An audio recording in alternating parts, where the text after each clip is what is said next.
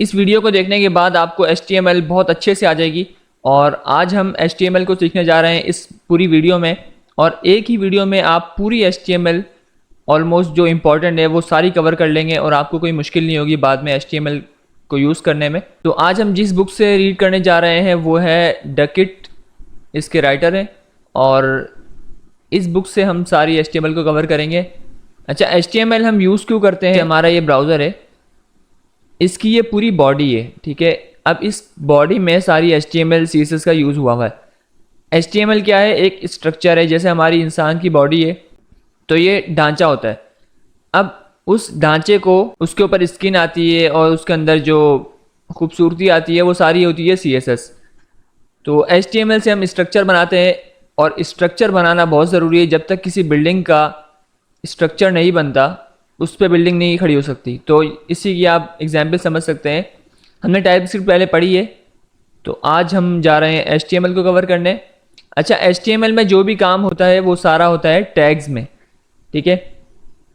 अब टैग्स किस तरह से बनते हैं पहले तो ये देख लें। मैं थ्योरी को ज़्यादा कवर नहीं करूँगा, जो प्रैक्टिकल है वो हम चीज़ें देखेंगे और साथ साथ काम करते रहेंगे। ये हमारा टैग है। HTML में सारे टैग इस तरह से बनते हैं कि पहले लेफ्ट एंगल ब्रैकेट होता है, जो टैग होगा उसका नेम आएगा, और उसके बाद हमारा राइट एंगल ब्रैकेट लगेगा। अच्छा, जो भी टैग ओपन होता है HTML में वो क्लोज भी होता है। तो हमारे पास दो टैग होते हैं, एक ओपन होगा और जो टैग ओपन होगा तो वो क्लोज भी होगा, इतना समझ लें आप। और ओपनिंग टैग इस तरह से बनता है। इसी तरह क्लोजिंग टैग हमारा सेम इसी तरह बनता है, सिर्फ यहाँ पर एक स्लैश आ जाता है, फॉरवर्ड स्लैश। तो इसको हम प्रैक्टिकली देखेंगे तो और अच्छे से आपको समझ आ जाएगा। फिर हमारे इन टैग्स के अंदर एट्रीब्यूट्स होते हैं। जैसे हमने यहाँ पर P टैग बनाया था, तो इस P टैग के अंदर एट्रीब्यूट्स होते हैं। इसको हम आगे कवर करेंगे इसी वीडियो में, ठीक है। पहले हम आते हैं फर्स्ट टैग के ऊपर। सबसे पहले तो हम एक काम करते हैं, अपनी फाइल बनाते हैं। यहाँ पर न्यू फोल्डर बनाएंगे, इसका नाम मैं HTML रख देता हूँ, और इसको हम VS कोड में ओपन करेंगे। VS कोड का इंस्टॉलेशन आपको बता दी थी पहले मैंने, और इसमें ओपन करके आपने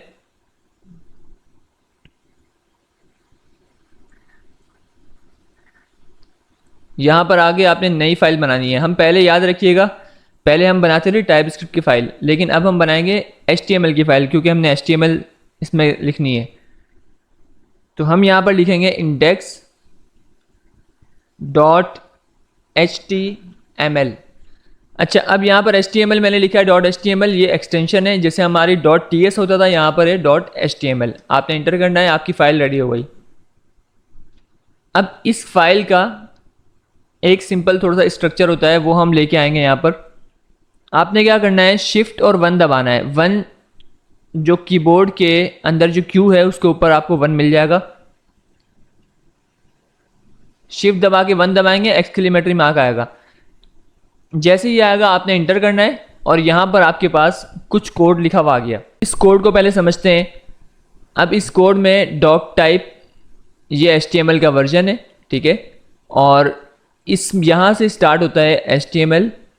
अच्छा, आप देखते रहिएगा टैग्स किस तरह से बने हुए हैं, ठीक है। यहाँ पर इन्होंने एट्रीब्यूट दिया हुआ है, इस एट्रीब्यूट को फिलहाल के लिए छोड़ दें, ये हम आगे डिस्कस कर लेंगे। यहाँ पर है हेडर, हेड टैग बना, यहाँ से ओपन हुआ, यहाँ पर आकर क्लोज हो गया। अब इसके अंदर आपको मेटा टैग्स नज़र आ रहे होंगे। इन मेटा टैग्स को आप फिलहाल के लिए लीव कर दें, ये हम आगे इसमें डिस्कस करेंगे। इंपॉर्टेंट चीज़ जो है वो है टाइटल। यहाँ पर आप देख रहे होंगे टाइटल दिया हुआ इन्होंने डॉक्यूमेंट। अच्छा, याद रखिएगा जो भी टैग हम बनाते हैं वो क्लोज होता है, ये तो हमने पढ़ लिया है। अब इसके अंदर जो भी चीज़ आएगी ना, ये इस टैग का हिस्सा है, ठीक है। अब हम एक काम करते हैं कि अपने इस फाइल को रन करते हैं पहले। अब ये देखें, मैंने फाइल रन की तो यहाँ पर डॉक्यूमेंट लिखा हुआ आया। ये डॉक्यूमेंट कहाँ का आ रहा है? यहाँ का, ठीक है। ये हमारा हेडर है, और इसमें हमारा ये हेडर है, ये टैब जो है हमारा हेडर है, और ये सारी हमारी बॉडी है, ठीक है। अब आप देखें, यहाँ से बॉडी स्टार्ट हो रही है, यहाँ पे एंड हो रही है। तो हमने बॉडी के अंदर कुछ लिखा नहीं है, इसलिए यहाँ पर एम्प्टी आ रही है बॉडी। हमारा सारा काम होगा बॉडी के अंदर। तो आपको इस टैग के अंदर ज़्यादा वर्क करना है। अगर मैं यहाँ पर इसको चेंज करूँगा, मैंने यहाँ पर इसको कर दिया HTML, दोबारा आऊँगा यहाँ पर रिफ्रेश करूँगा, यहाँ देखें HTML लिखा हुआ आ गया। तो ये हमारा हेडर है। अब इस बॉडी के अंदर हमने काम करना है। देखें यहाँ पर सेम एग्जाम्पल दी हुई है। ये बॉडी है हमारी, यहाँ से स्टार्ट हो रही है और यहाँ पर एंड हो रही है। अब इसमें जो टैग लिखे हुए इनको हम पढ़ते हैं अभी। टाइटल का टैग हमेशा याद रखिएगा हेडर के अंदर आएगा।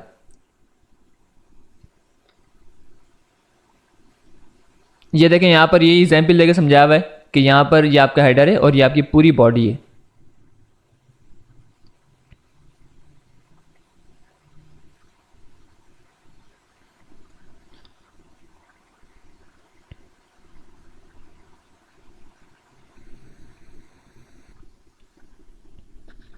अच्छा, अब सबसे पहले आ जाए, हमारे पास होती है हेडिंग्स। हेडिंग्स आपको सबको पता होगा कि हेडिंग्स क्यों यूज़ करते हैं हम। और हेडिंग का साइज़ हमेशा बोल्ड होता है और साइज़ बड़ा होता है बनिस्बत टेक्स्ट की। तो HTML में हमारे पास 6 तरह की हेडिंग होती है और 6 तरह की हेडिंग में सबसे बड़ी होती है H1 और सबसे छोटी होती है H6। अब हमारे ऊपर मैटर करता है कि हम कौन सी यूज़ करना चाह रहे हैं। इनको लिखने का तरीका क्या है, आपने आना है बॉडी टैग के अंदर। ये याद रखिएगा, आपने काम हमेशा बॉडी टैग के अंदर करना है। अपने लिए स्पेस क्रिएट करने थोड़ा सा ताकि आसानी हो आपको। यहाँ पर आपने टैग बनाना है H1 का। देखिए मैंने ओपनिंग टैग बनाया था, क्लोज किया, साथ ही खुद ही ये बन गया क्लोजिंग टैग। ये है VS कोड का फ़ायदा। अगर आप नोटपैड वगैरह में करेंगे तो वहाँ पर आपको पूरा पूरा लिखना पड़ेगा, बट स्टार्टिंग में आप वहाँ भी लिख सकते हैं ताकि आपकी प्रैक्टिस अच्छी से हो जाए और उसके बाद आप VS कोड पे आ सकते हैं। VS कोड जो है वो आपको खुद ब खुद टैग क्लोज करके और क्लोजिंग टैग भी बना देगा। तो इस H1 के अंदर हम जो भी टेक्स्ट लिखेंगे वो हमारी होगी हेडिंग।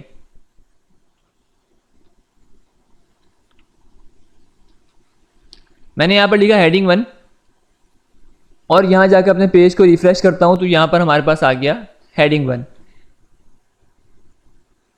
इसी तरह अगर मैं हेडिंग 2 लिखूँ यहाँ पर और इसको मैं H1 की जगह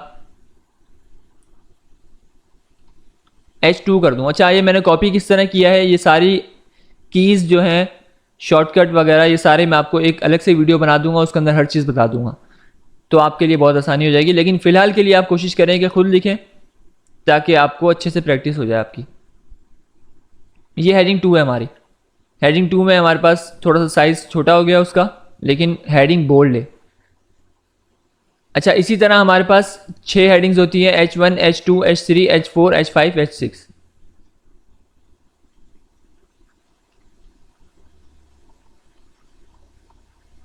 H6 लिखता हूँ तो आप इसका साइज़ देख लीजिएगा। मैंने यहाँ पर लिखा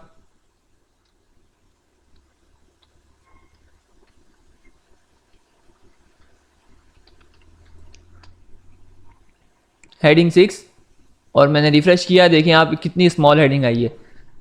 तो इन साइज़ को आपने खुद देखना है कि कौन सा साइज़ आपको चूज़ करना है। अच्छा, हेडिंग्स के बाद ये 6 तरह की हेडिंग्स होती हैं। ये आप थोड़ी सी थ्योरी रीड कर लीजिएगा। H1 is use for main heading, H2 is use for सब हेडिंग। सब हेडिंग जो थोड़ी सी बाद में आती है और पैराग्राफ के साथ साथ आती है, ठीक है, उसको सब हेडिंग बोलते हैं। अच्छा, यहाँ पर आ गया हमारे पास P tag. P tag basically represent करता है पैराग्राफ को। P से पैराग्राफ आता है तो उसको रिप्रेजेंट करता है। अच्छा, P टैग में क्या करते हैं हम, हमारा जो सारा टेक्स्ट आता है वो सारा P टैग के अंदर आता है। हम कोई भी चीज़ लिखने जा रहे हैं तो वो हमारी आएगी P टैग के अंदर। अच्छा, मैं यहाँ से कुछ सैम्पल टेक्स्ट उठा लेता हूँ। इससे अच्छा तो ये है कि यहाँ से ही थोड़ा सा कॉपी कर लूँ।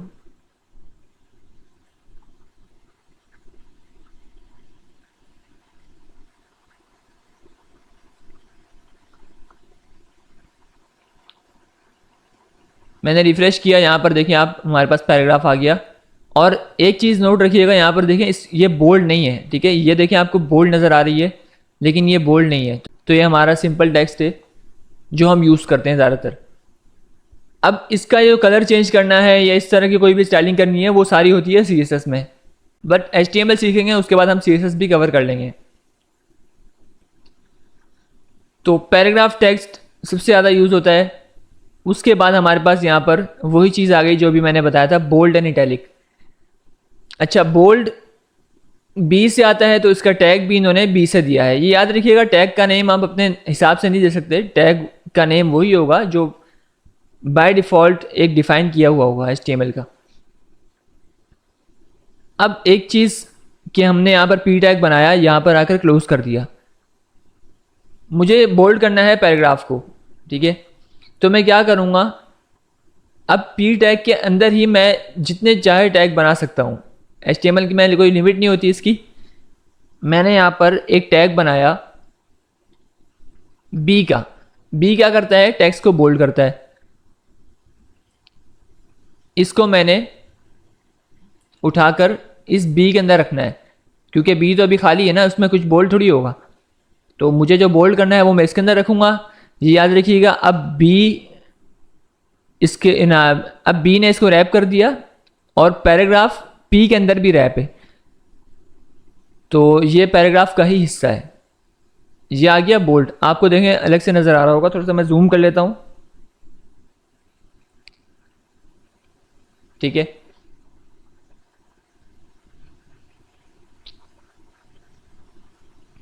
सेम इसी तरह हमारे पास इटैलिक टैग होता है। आपने अगर MS वर्ड देखा हो तो MS वर्ड में भी हमारे पास ये चीज़ें होती हैं। जैसे मैंने कोई भी टेक्स्ट लिखा ना, तो यहाँ पर मेरे पास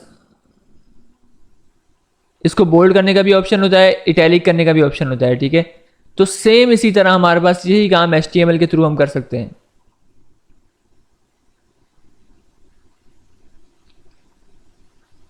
अगर मैंने यहाँ पर नेक्स्ट वाले सेंटेंस को इटैलिक करना है तो मैं यहाँ इजीली कर सकता हूँ।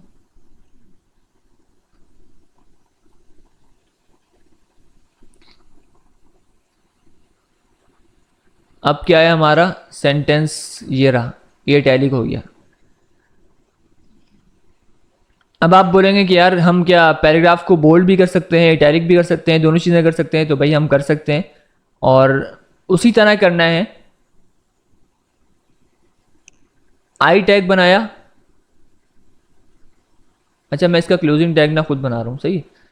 तो यहाँ पर आई टैग आपने क्लोज करना है। एक चीज़ इसमें याद रखने वाली है, वो क्या है कि अगर आपने बी टैग पहले बनाया ना, देखें आपका बी टैग यहाँ शुरू हुआ, उसके बाद इनर टैग आपका क्या है, आई, ठीक है। तो आई अंदर ही बंद होगा बी के, जब बी के अंदर ही ओपन हुआ है तो बी के अंदर ही क्लोज होगा। अब कुछ क्या करते हैं, यहाँ पर क्लोज करते हैं तो वो एरर दे देता है। तो आपने याद रखना है कि आई यहाँ पर बी के अंदर था, तो यहाँ भी बी के अंदर ही रहेगा। अब ये टेक्स्ट जो है ये बोल्ड भी हो जाएगा और इटैलिक भी हो जाएगा। इसको गौर से देखिएगा, ठीक है, बोल्ड भी हो गया, इटैलिक भी हो गया। मैंने रिफ्रेश करा।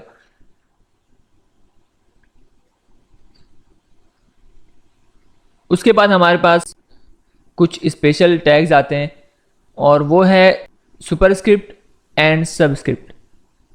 अब ये क्या काम करते हैं, इसको भी हम देख लेते हैं। मैंने यहाँ पर एक पी टैग बनाया और मैंने लिख दिया 13th लिखा। अब आपने हमेशा नोट किया होगा कि जब भी हम डेट वगैरह लिखते हैं तो हमारा ये TH जो है ना वो ऊपर आता है, थोड़ा सा ऊपर होता है। तो इसको करने के लिए हम क्या करेंगे, हमारे पास HTML में टैग होता है SUP,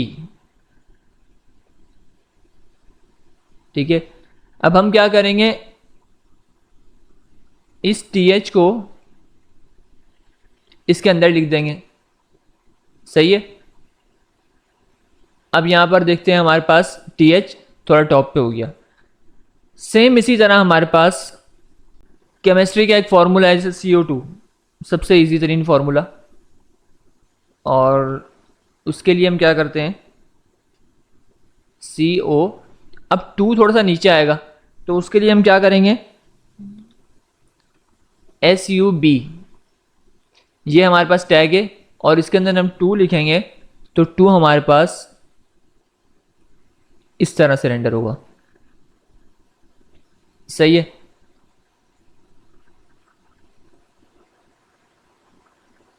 इसके बाद एक और चीज़ इधर यहाँ बताई हुई है कि अगर आप टेक्स्ट में जितना भी स्पेस देंगे, जैसे हम HTML में आते हैं भाई, यहाँ पर आकर मैंने सेल्फ से पहले बहुत सारा स्पेस दे दिया, तो क्या ये वहाँ पर स्पेस आएगा? यहाँ पर नहीं आएगा। ठीक है, मैं जैसे इसको रिफ्रेश करता हूँ ये चेंज नहीं हुआ, क्योंकि HTML बाय डिफ़ॉल्ट एक ही स्पेस को कंसिडर करता है और यहाँ हमारे इस स्पेस देने का कोई फ़ायदा नहीं है। एक और चीज़ ये है कि अगर हम यहाँ पर एंटर दबा दें, लाइन ब्रेक कर दी हमने, तो यहाँ पर क्या होगी? नहीं होगी। अब लाइन ब्रेक हमें किस तरह से करनी है वो भी टैग हमारे पास आएगा आगे, और वो अभी आ गया। ठीक है, तो हमारे पास अभी तक हमने जो टैग्स पढ़े हैं वो हमारे पास ओपन होते हैं और क्लोज होते हैं, ये आपको अच्छे से समझ आ गया होगा। बट हमारे पास कुछ इस तरह के भी टैग्स होते हैं जो सिर्फ ओपन और क्लोज उसी के अंदर होते हैं, जो इसको बोलते हैं सेल्फ क्लोजिंग टैग। अब ये दो टैग हैं यहाँ पर, एक है BR और एक है HR। BR क्या करता है? लाइन ब्रेक करता है। लाइन ब्रेक जो भी मैंने आपको बताया कि अगर आपने यहाँ पर इसको नीचे लाना हो, इसकी लाइन चेंज करनी हो, तो हम किस तरह से करेंगे? BR को बनाने का तरीका क्या है? मैं यहाँ पर लाइन चेंज कर रहा हूँ। ठीक है, कंफ्यूज होने की ज़रूरत नहीं है, ये दो सेल्फ क्लोजिंग टैग हैं। आपने BR लिखा, स्पेस दिया और यहाँ पर स्लैश लगाकर इसी टैग को बंद कर दिया, बस ये टैग ओपन भी हो गया, क्लोज भी हो गया। लेकिन ये आप काम इनके साथ नहीं कर सकते, ये सिर्फ इन्हीं के साथ दो टैग्स हैं, इन्हीं के साथ कर सकते हैं ये काम, कि उसी में ओपन करें और उसी में क्लोज कर दें। अब आप देखिएगा यहाँ पर मेरी लाइन चेंज हो गई। ठीक है, अच्छा इसमें ये स्पेस ना दें तो कोई इशू नहीं है, तब भी आपका ये वर्क करेगा। ठीक है, अगर आप इसमें से स्लैश हटा दें तब भी आपका ये वर्क करेगा। बट जो सही सिंटैक्स है ना, जो लिखने का तरीका सही है, वो इसी तरह है। इसके बाद हमारे पास एक और टैग आता है HR का। HR का टैग जो है रिप्रेजेंट करता है हॉरिजॉन्टल रूल, हॉरिजॉन्टल लाइन बना देता है एक। तो इसे बनाने के लिए हम क्या करेंगे, हमने यहाँ पर डिस्कोर्स के बाद, तो इस HR को लगाने के बाद हमारे पास यहाँ पर एक लाइन आ गई, और ये भी याद रखिएगा लाइन ब्रेक भी करेगा। जाहिर सी बात है, जब लाइन क्रिएट करेगा उसके बाद तो लाइन खुद ही ब्रेक हो जाएगी। ये हमारे यूज़ होते हैं ज़्यादातर, जैसे हेडिंग्स हो गई, उसके बाद हमने लाइन लगानी हो तो लाइन उधर ड्रॉ करने के लिए यूज़ होते हैं। अच्छा, इसके बाद हमारे पास आते हैं semantic tags. Semantic tags use किस लिए होते हैं? ये होते हैं SEO के लिए। अब आप बोलेंगे SEO क्या है? देखिए, बहुत सारे लोग वेबसाइट बनाते हैं, उसके बाद गूगल को क्या पता है किसकी वेबसाइट के ऊपर दिखाना है, तो वो इन टैग्स को रीड करके उस वेबसाइट को ऊपर लेके आता है। जैसे आपने सिमेंटिक टैग में किसी भी वेबसाइट के अंदर लिखा हुआ है कोई भी प्रोडक्ट, टॉय लिखा हुआ है, ठीक है, अब गूगल पे कोई सर्च करेगा टॉय, तो आपकी वेबसाइट रैंक होगी, उस हिसाब से गूगल रैंक करेगा। तो इन टैग्स को गूगल रीड करता है फॉर SEO, और ये बहुत ज़रूरी होते हैं जब आपको वेबसाइट अपनी रैंक करवानी हो। अब इसमें स्ट्रॉन्ग टैग है। स्ट्रॉन्ग टैग क्या करता है? सेम काम करता है जो हमारा बोल्ड टैग काम करता है। बोल्ड करता है ना हमारा ये टैग, जैसे हमने पैराग्राफ को बोल्ड किया था, इसको तो हमने इटैलिक भी कर दिया।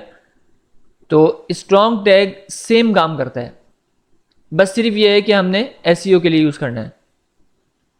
ये देखें यहाँ पर लिखा हुआ है, the use of the strong element indicates that its content had strong importance. For example, the word contents in this element might be said with strong emphasis. अब देखें, by default the browser will show the content of a strong element in bold, तो यहाँ पर हमें ये bold show हो रहा है। इसी तरह EM टैग है, ये सेम काम करता है। इटैलिक जिस तरह हम करते हैं, हमने इसको इटैलिक किया था, तो इटैलिक की तरह काम करता है EM टैग। अब आते हैं कोटेशंस। आपको पता है कोई पुराना साइंटिस्ट या कोई भी इस तरह का बंदा जो फेमस हो और वो ऐसी बात कहते हैं, वो एक कोट बन जाता है कि उसने कोट किया। तो यहाँ पर इसी तरह हम कोटेशंस वगैरह किसके अंदर लिखते हैं, हमारे पास एक होता है ब्लॉक कोट और एक होता है क्यू। अच्छा, ब्लॉक कोट होता है लॉन्गर जो कोट्स होते हैं उनके लिए, और क्यू भी हमारा शॉर्टर कोट्स के लिए यूज़ होता है। अब इसको यूज़ किस तरह से करते हैं, ये थोड़ा सा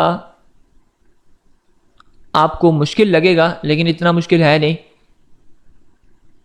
इसको मैं कॉपी करके यहाँ ले आया। अब देखिए यहाँ पर ब्लॉक कोट हमारा बना, ये टैग यहाँ पर एंड हुआ। अच्छा, ये हमारा क्या है, ये हमारा है एट्रीब्यूट। यहाँ पर ब्लॉक कोड एंड हो गया। एट्रीब्यूट्स को हम इसके बाद डिस्कस करेंगे, तो फिलहाल के लिए एट्रीब्यूट को छोड़ें। ब्लॉक कोड हमारा बना, उसके बाद हमारा पी टैग इसके अंदर बनता है, और जैसे ही मैं इसको रिफ्रेश करता हूँ तो देखिए हमारा थोड़ा सा स्पेस लेके आया ये कोड। तो कोटेशन हमेशा थोड़ी सी अलग तरह से आती है ताकि वो अलग से पता चल जाए कि भाई ये कोटेशन है।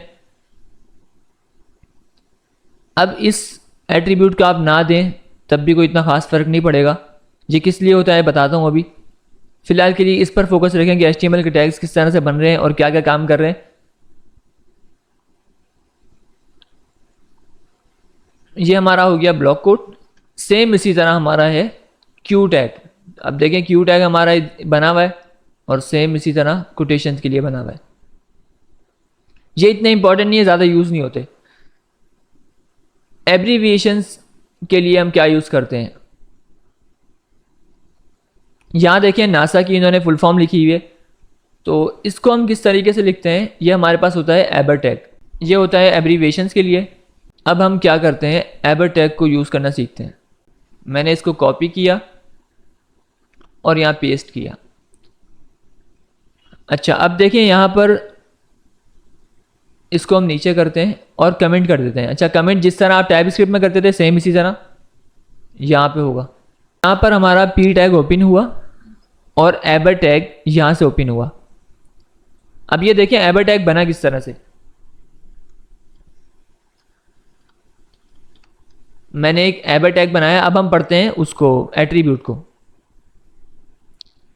एट्रीब्यूट हम कहाँ देते हैं, ये हमारा है टैग ओपनिंग, और इसके अंदर हम यहाँ इसके नेम के आगे उसी के अंदर बता रहा हूँ, सही है, यहाँ पर नहीं बता रहा। यहाँ पर आप टेक्स्ट लिखें और इस टैग के अंदर ही स्पेस देकर यहाँ पर आप एट्रीब्यूट लिखेंगे। जैसे आपने देखा टी लिखा तो यहाँ पर आ गया कि भाई आप 3 एट्रीब्यूट यहाँ पे दे सकते हो, सही है, टी से। तो आपने टाइटल दिया, अब टाइटल में आपने क्या लिखनी है, फुल फॉर्म। अब वहाँ पर क्या लिखी हुई है, प्रोफेसर, तो यहाँ पर हमने प्रोफेसर लिख दी। अब इस एबर टैग के अंदर क्या आएगा, जो उसकी शॉर्ट फॉर्म है, सही है। सेम इसी तरह काम यहां पर हुआ है। तो एट्रीब्यूट जो है वो एक्स्ट्रा इंफॉर्मेशन होते हैं टैग्स के लिए। हम पेज नंबर 60 पे हैं, दोबारा ऊपर जाते हैं जहां पर हमने एट्रीब्यूट को देखा था। एक नज़र दोबारा उसको देख लेते हैं ताकि और अच्छे से आपको समझ आ जाए। ये आ गया हमारा एट्रीब्यूट। अच्छा, ये हमारा होता है एट्रीब्यूट नेम और ये होता है एट्रीब्यूट वैल्यू। अब एट्रीब्यूट प्रोवाइड एडिशनल इन्फॉर्मेशन, तो ये एडिशनल इन्फॉर्मेशन देते हैं about the content of an element. तो यहाँ पर हमारे पास जब भी एट्रीब्यूट बनेगा उसका एक नेम होगा और उसके अंदर एक वैल्यू होगी। जैसे यहाँ पर एक पी टैग बना हुआ है, इसकी इन्होंने बताया हुआ कि भाई लैंग्वेज इसकी है इंग्लिश, सही है। इसी तरह से हमने वहाँ पर एट्रीब्यूट लगाया है। तो हम पेज नंबर 60 पे थे, दोबारा से पेज 60 पे आते हैं और अपने पेज को रिफ्रेश करते हैं। यहाँ पर देखिए आपके पास PROF लिखा हुआ है, लेकिन प्रोफेसर कहाँ गया, हमने तो प्रोफेसर लिखा था ना एट्रीब्यूट के अंदर। ये हमारा आएगा इसके ऊपर होवर करने पे। अच्छा, जब भी आप माउस किसी चीज़ के ऊपर लेके आते हैं तो उसको बोलते हैं होवर। अब यहाँ पर माउस लेके गया और यहाँ पर इसने फुल फॉर्म बता दी। तो ये था हमारा एबर टैग जो कि यूज़ होता है एब्रीविएशंस के लिए। इसके बाद हमारा है साइट टैग। ये टैग्स सेम उसी तरह बता रहा हूँ कि इसको हम लिखेंगे नहीं, बट इसको हम देख लेते हैं कि किस लिए यूज़ होते हैं। ये हमारा होता है कि किसी कोई ऐसी बुक का नाम लिखना हो, आपने कोई ऐसी फिल्म का नाम लिखना हो या रिसर्च पेपर का नाम लिखना हो, तो उसके लिए यूज़ होते हैं। ये टैग्स ज़्यादातर यूज़ नहीं होते। तो ये क्या करता है, टैग्स को इटैलिक कर देता है ताकि यूज़र को लगे कि थोड़ा सा अलग है, और इसको गूगल भी बहुत अच्छे से समझ जाए, जो भी हमारा ब्राउज़र है। DFN टैग यूज़ होता है डेफिनेशंस के लिए। अब यहाँ पर देखें, इन्होंने एक डेफिनेशन लिखी हुई है ब्लैक होल की, तो इसको ब्लैक होल को इन्होंने DFN टैग के अंदर दिया हुआ है। ये कोई भी ख़ास इम्पैक्ट नहीं देगा। देखें, इसने ब्राउज़र को इसी तरह से दिखाया है, लेकिन ब्राउज़र को ये पता चल जाएगा कि ये डेफिनेशन है इस कीवर्ड की। तो अब किसी ने गूगल पे सर्च किया कि भाई ब्लैक होल डेफिनेशन, तो गूगल ये देखेगा कि भाई DFN टैग के अंदर, यानी DFN टैग से समझेगा ना कि इसकी डेफिनेशन है, तो वो डेफिनेशन इसकी यहाँ से उठा के दे देगा इस वेबसाइट से। इसके बाद हमारे पास आता है ऑथर डिटेल्स। ये इंपॉर्टेंट है। हम पहले एक काम करते हैं, इसको कॉपी करते हैं और यहाँ पर पेस्ट करते हैं। अच्छा, कॉपी मैं इसलिए कर रहा हूँ ताकि थोड़ा टाइम आपका बच जाए। अब यहाँ पर हमने एड्रेस टैग दिया और यहाँ पर एंड कर दिया। एड्रेस टैग से आपको समझ आ रहा है साफ साफ कि भाई इसमें एड्रेस होगा, तो ये हमारा लिखा हुआ है एड्रेस। अच्छा, इसी के अंदर हम लिखते हैं ईमेल, इसके साथ यहाँ पर है ईमेल। मैं पहले इसको रिफ्रेश करके दिखाता हूँ आपको किस तरह से लग रहा है। आप देखें कि एड्रेस तो थोड़ा सा अलग राइटिंग में आ रहा है, थोड़ा सा इटैलिक आ रहा है, बट ये देखें ईमेल अंडरलाइन भी हुई हुई है और ऐसा लग रहा है कि ये लिंक है कोई। तो यहाँ पर हमने क्या दिया हुआ है, ए टैग बनाया हुआ है। ए टैग होता है लिंक्स के लिए। लिंक्स ये हम आगे डिस्कस करेंगे, फिलहाल ए टैग नहीं पढ़ रहे हम, यहाँ पर हम एड्रेस को देखने हैं। तो एड्रेस को देखने के लिए हम ए टैग को थोड़ा सा पढ़ लेंगे बाद में, बट अभी के लिए समझे कि ए टैग होता है लिंक। कोई भी लिंक आपको ओपन करवाना हो उसके लिए हम ए टैग यूज़ करते हैं। ए टैग के अंदर एक एट्रीब्यूट होता है href का। ये बाय डिफॉल्ट एट्रीब्यूट होते हैं, ये आपको थोड़े से जहन में रखने पड़ेंगे। ना भी रखने पड़े तो आप गूगल पे सर्च कर लें तो कोई मसला नहीं है ऐसा। यहाँ पर href के अंदर हमने दिया हुआ है मेल टू, कि भाई मेल कर दो इसको इस ईमेल पर। आपने देखा होगा बहुत सारी वेबसाइट पे ऐसा होता है कि कोई ईमेल लिखी हुई है, सही है, उस वेबसाइट वाले की या जो प्रोडक्ट बेच रहा है उसकी। आप जैसे ही उस पर क्लिक करते हैं तो आपको जीमेल पे रीडायरेक्ट करता है, वो जीमेल पे ले आता है और उधर वहाँ उसकी जीमेल लिखी हुई आ जाती है। तो सेम काम यहाँ पे हो रहा है कि आप जैसे ही इस पर क्लिक करते हैं आपके पास मेल ओपन हो जाती है, ठीक है, और उस मेल में आप इसको डायरेक्टली मेल कर सकते हैं जो मेल इसने यहाँ पर लिखी हुई है, सही है। उसके बाद हम आते हैं इंसर्ट और डिलीट। ये इंपॉर्टेंट है थोड़ा सा। आपने देखा होगा बहुत सारी ऑफर्स लगती हैं और उसमें इस तरह से कुछ टैक्स लिखा होता है कि पहले 50 की चीज़ थी अब हमने कर दी 30 की, या पहले इतने % ऑफ था अब इतने % ऑफ हो गया। किस तरह से लिख सकते हैं इसको, हम इसको देखते हैं। यहाँ पर हम एक पी टैग बनाएंगे। एक काम करते हैं, यहाँ से कॉपी कर लेते हैं, टाइम बच जाएगा आपका, सही है, क्योंकि वीडियो बहुत ज़्यादा लेंथी हो जाएगी। यहाँ पर हमने इसको पेस्ट किया और अब देखें यहाँ पर एक टैग इन्होंने बनाया हुआ है DEL, डिलीट का, सही है। अब इंसर्ट क्या है और डिलीट क्या है ये आपको अभी बहुत अच्छे से समझ आ जाएगा। जैसे ही मैंने इसको रिफ्रेश किया, यहाँ पर आप देखें इस पर एक लाइन बनी हुई आ गई और इसको क्रॉस कर दिया एक तरह से, और इसके आगे ही इसको अंडरलाइन कर दिया कि भाई अब ये नहीं है और ये है। जैसे आपको पहले मिलता था 50% और अब मिलता है 70%, तो 50% को काट के 70% कर दिया।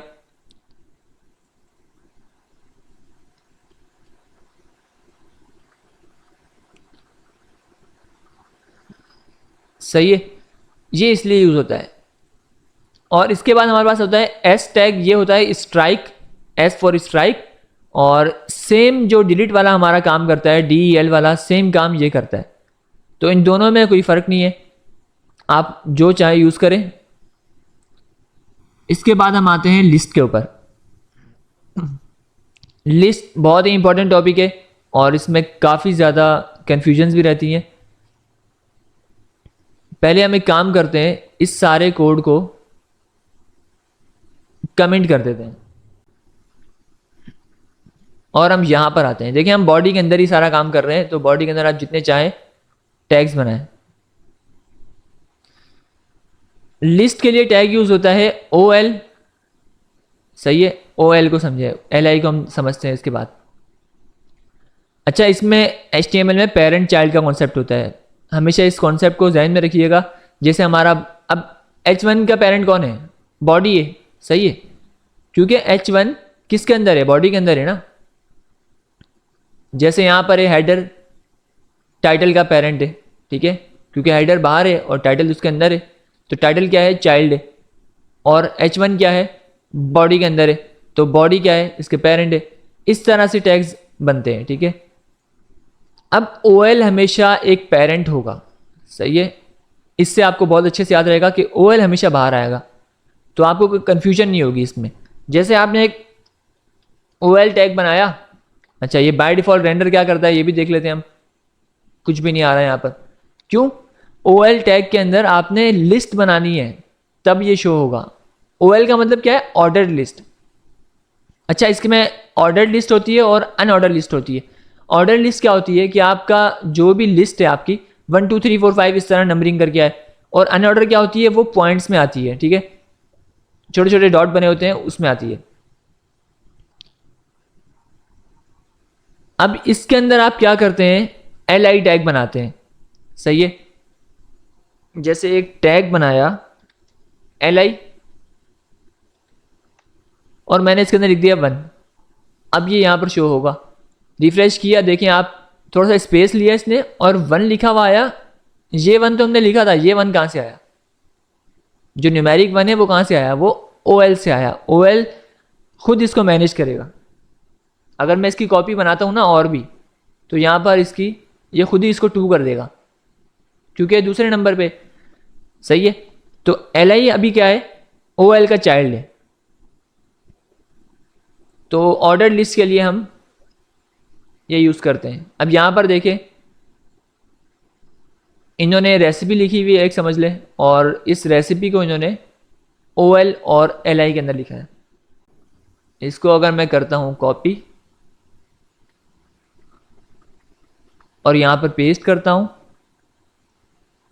तो आप देखें 1 2 3 4 5 करके ये रेसिपी आ गई।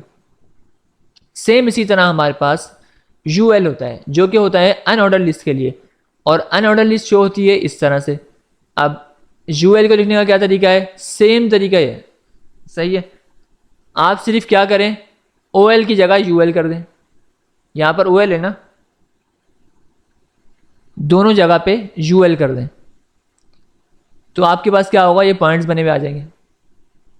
तो इन दोनों में ज़्यादा डिफरेंस नहीं है, लेकिन सिर्फ इसी चीज़ में फंस जाते हैं सारे स्टूडेंट्स के। यहाँ पर LI को वो पहले लिख देते हैं, UL को बाद में लिखते हैं, तो उससे कन्फ्यूजन होती है। ये याद रखेंगे UL और OL हमेशा पेरेंट होंगे। यहाँ से हम डिसाइड करते हैं कि हमें लिस्ट कौन सी बनानी है, उसके बाद हम LI लिखते हैं जो लिस्ट हमारी होती है। फिर हमारे पास एक और चीज़ है DL, ये होती है डेफिनेशन लिस्ट। अब इसको मैं एक काम करता हूँ, पहले तो कॉपी करता हूँ और फिर आपको अच्छे से समझाता हूँ। अब यहाँ आप देखें कि हमारी कोई भी डेफिनेशन लिखी हुई होगी ना, तो उस डेफिनेशन का जो नेम होगा वो यहाँ पर आएगा, और डेफिनेशन थोड़े स्पेस के बाद आ रही है, प्रॉपर तरीके से पता चल रहा है कि भाई ये इसकी डेफिनेशन है। तो यहाँ पर बहुत ज़्यादा घपला लग रहा होगा आपको, मैं इसको रिमूव करता हूँ सारे को, DT इसको भी रिमूव करता हूँ। अच्छा, कुछ नहीं किया इसमें हमने। सबसे पहले UL की जगह आपने एक लिस्ट बनानी है, तो सबसे पहले पेरेंट डिसाइड करेंगे कि भाई लिस्ट किस तरह की होगी, ये ऑर्डर लिस्ट होगी, अनऑर्डर लिस्ट होगी। इसी तरह ये होती है डेफिनेशन लिस्ट। तो डेफिनेशन लिस्ट के लिए हम यूज़ करते हैं DL। अब DL का आपने पेरेंट बना लिया एक, सही है, यहाँ तक आपको समझ आ गया। इसके अंदर आपने क्या करना है कि डेफिनेशन का नेम, जो डेफिनेशन का नेम होगा वो आप लिखेंगे डी टी लिखेंगे डेफिनेशन इसके बाद, और इस डी टी के अंदर आप डेफिनेशन का नेम लिखेंगे, डेफिनेशन टर्म। फिर आपके पास आ गया डी डी, डेफिनेशन डिस्क्रिप्शन, और यहाँ पर आपने सारी डिस्क्रिप्शन इसकी लिख दी। सही है, इसको मिक्सिंग नहीं करिएगा इसकी, डी टी और डी डी, इसी तरह इसका पेरेंट होगा डी एल, क्योंकि ये हमारी डेफिनेशन लिस्ट है।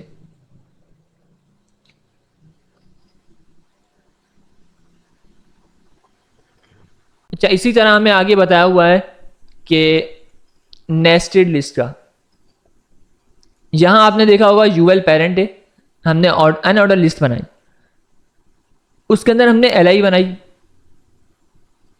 लेकिन हमने क्या किया उसी के अंदर एक और लिस्ट बना दी, तो ये क्या होगी नेस्टेड लिस्ट। इसको भी हम एक दफ़ा से पढ़ ही लेते हैं। अच्छा, ये जब तक आप प्रैक्टिस नहीं करेंगे आपको अच्छे से समझ नहीं आएगा, साथ साथ प्रैक्टिस करते रहें और फिर आपको कॉन्सेप्ट बहुत अच्छे से समझ आएंगे।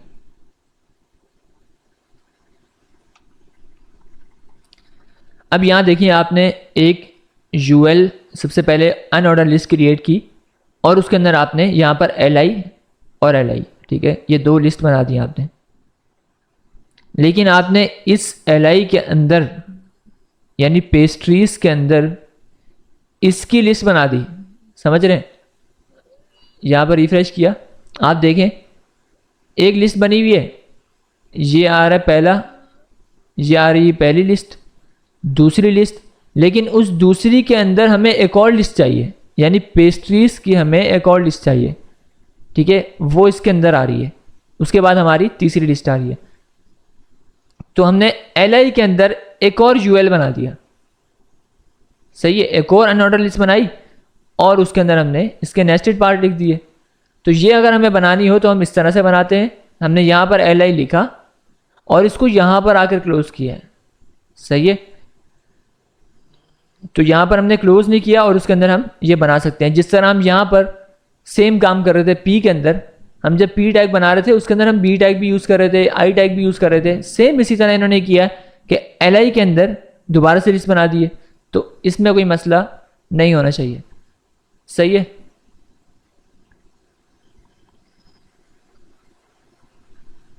चल लिस्ट को हमने बहुत अच्छे से कवर कर लिया है। यहाँ पर आप इसकी हर चैप्टर के लास्ट के पॉइंट लाजमी पढ़िएगा कि HTML में 3 टाइप की लिस्ट होती हैं, एक ऑर्डर लिस्ट होती है, एक अनऑर्डर होती है और एक डेफिनेशन होती है। तीनों हमने पढ़ ली हैं। ऑर्डर लिस्ट क्या करती है, नंबर्स को यूज़ करती है। अनऑर्डर लिस्ट क्या करती है, बुलेट्स को यूज़ करती है। डेफिनेशन लिस्ट क्या करती है, डिफाइंड टर्मिनोलॉजी, कोई भी डेफिनेशन वगैरह लिखनी हो तो उसके लिए यूज़ होती है। और list can be nested inside one another, यानी हम लिस्ट को नेस्टेड भी बना सकते हैं। उसके बाद हमारे पास आते हैं लिंक्स, जो हमने पहले छोड़ दिए थे, हमने कहा था बाद में इसको अच्छे से पढ़ेंगे। अच्छा, अब यहाँ पर इन्होंने बहुत अच्छी एग्जाम्पल दी हुई है। सेम इन्होंने टैग बनाया हुआ है ए का, ए टैग बनाया और यहाँ पर आकर क्लोज कर दिया। ए रिप्रेजेंट करता है एंकर टैग, ठीक है। एंकर टैग हम क्या किस लिए यूज़ करते हैं, कोई भी लिंक्स वगैरह ओपन करवाने हो उसके लिए। एंकर टैग के अंदर एक हमारे पास href नाम का एट्रीब्यूट होता है और उसके अंदर हम कोई भी लिंक पास करते हैं पेज का। अच्छा, ये हमने किया है, इस href के अंदर लिंक पास किया है और यहाँ पर हमने टेक्स्ट लिखा है। सही है, यहाँ पर ए टैग ओपन हुआ, यहाँ पर टेक्स्ट लिखा। अब ये नहीं लिखेंगे तो कुछ भी शो नहीं होगा आपके पास, ठीक है। ये टेक्स्ट लिखना ज़रूरी है और जैसे यूज़र इस टेक्स्ट के ऊपर क्लिक करेगा वो इस लिंक पे चले जाएगा। समझ रहे हैं इस बात को। इस बात को और से समझने के लिए जो हमने ईमेल वाली एग्जांपल दी थी कि जैसे ही कोई यूज़र ईमेल पे क्लिक करता था तो फ़ौरन वो उस ईमेल पे चले जाता था, और वो सेम काम यहाँ पर किया हुआ है कि हम इस टेक्स्ट पर क्लिक करेंगे तो इस लिंक पर चले आएंगे। इसको हम प्रैक्टिकली भी देखते हैं कि यहाँ पर देखिए आपने इन्होंने बहुत सारे टैग्स बनाए हुए हैं।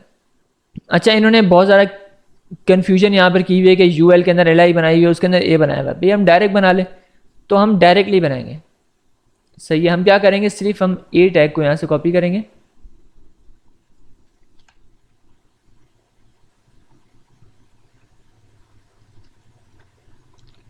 पी टैग बना लेते हैं एक। यहाँ पर हमने एक ए टैग बनाया, उसके अंदर एट्रीब्यूट दिया जिस तरह हमने यहाँ पर ईमेल में दिया था। ये देखें, ए टैग के अंदर एट्रीब्यूट दिया href का और उसके अंदर हमने लिंक लिखा था जो ईमेल का था। सही है। इसी तरह हम यहाँ पर ये लिंक हमने पास कर दिया।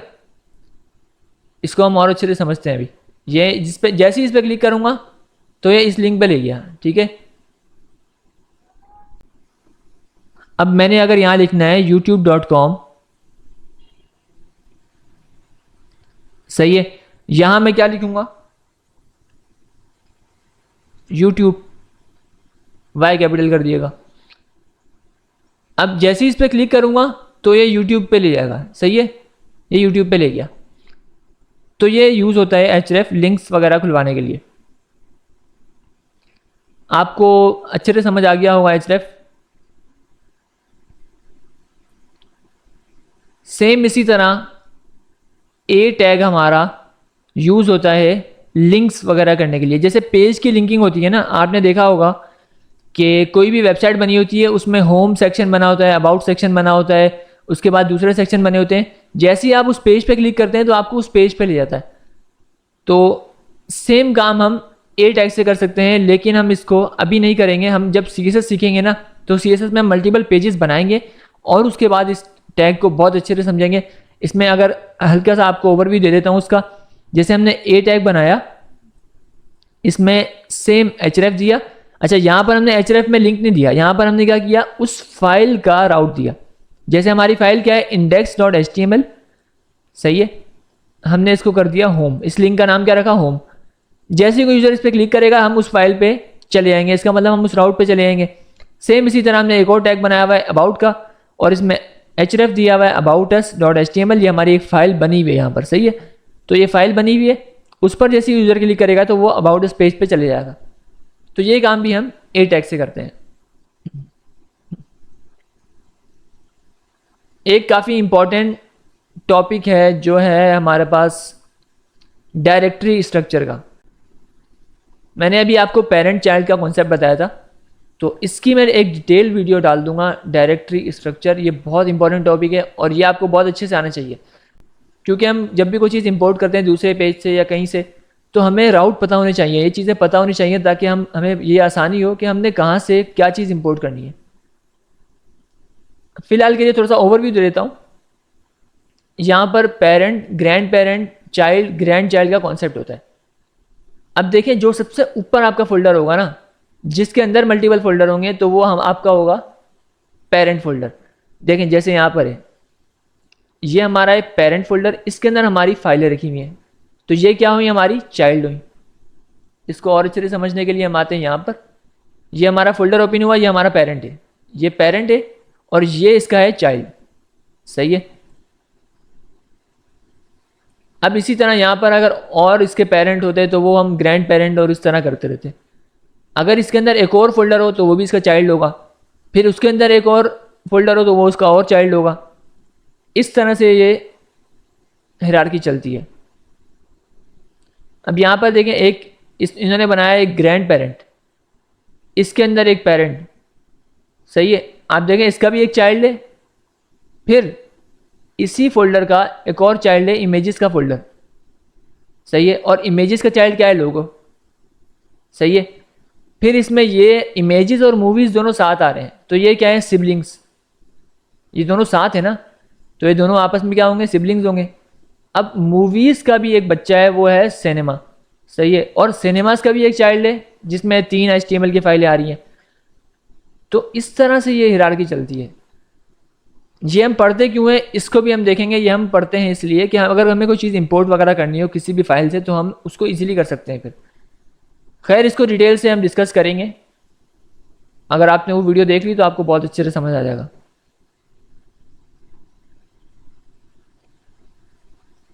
यहाँ पर इन्होंने सेम हायरार्की समझाई हुई है। और अगर आप जैसे सेम फोल्डर से कोई भी फाइल उठाते हैं तो आप उसका नेम लिखते हैं।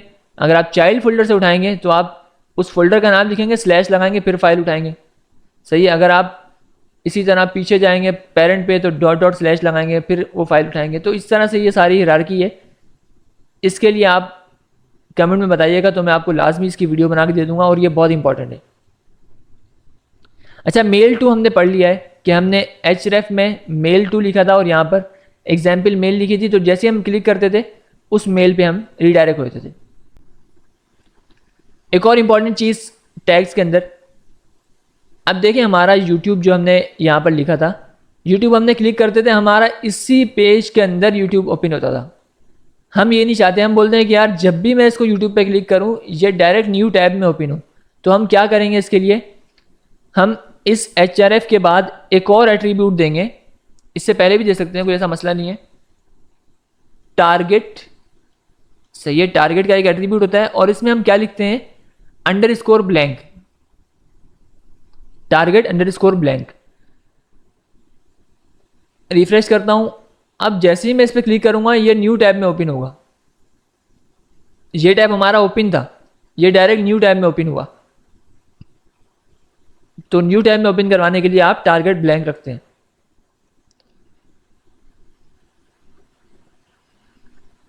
ये सेम पेज की लिंकिंग पढ़ाई हुई है, पेज की लिंकिंग ये हम आगे पढ़ेंगे, हमने अभी डिस्कस किया था इसको। और उसके बाद हमारा ये चैप्टर भी ऑलमोस्ट एंड है, बट इसमें हमने कुछ चीज़ें छोड़ी हैं जो हम कवर करेंगे लाजमी। इमेजेस, अच्छा इमेजेस आप किस तरह से यूज़ करते हैं, इसके लिए भी एक टैग होता है इमेज के नाम का। इमेज के नाम के टैग को हम यहाँ एक काम करते हैं, इसको कॉपी करते हैं,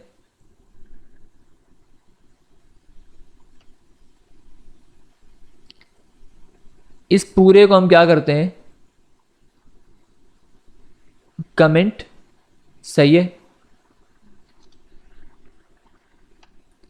यहां पर हमने बनाया इमेज टैग, इसको मैं करता हूं रिफ्रेश, यहां पर हमारे पास इमेज नहीं आई। इसका रीज़न बताता हूं क्यों नहीं आई। पहले हम एक काम करते हैं, इसमें से ये फालतू चीज़ें हटा देते हैं, सही है। अच्छा, आपने एक चीज़ नोट की होगी कि इमेज टैग हमने बनाया है same to same B R tag की तरह, कि यार ये तो उसी में क्लोज हो रहा है, तो बी आर टैग की तरह इमेज टैग भी जहां ओपन होगा वहीं क्लोज होगा, और ये भी सेल्फ क्लोजिंग टैग होता है। अच्छा, इमेज टैग आप दे देंगे तो आपके पास कोई चीज़ भी शो नहीं होगी, सही है। आपको देना पड़ेगा एसआरसी। एसआरसी मतलब जहां से हम इमेज उठाएंगे। अब हम एक काम करते हैं,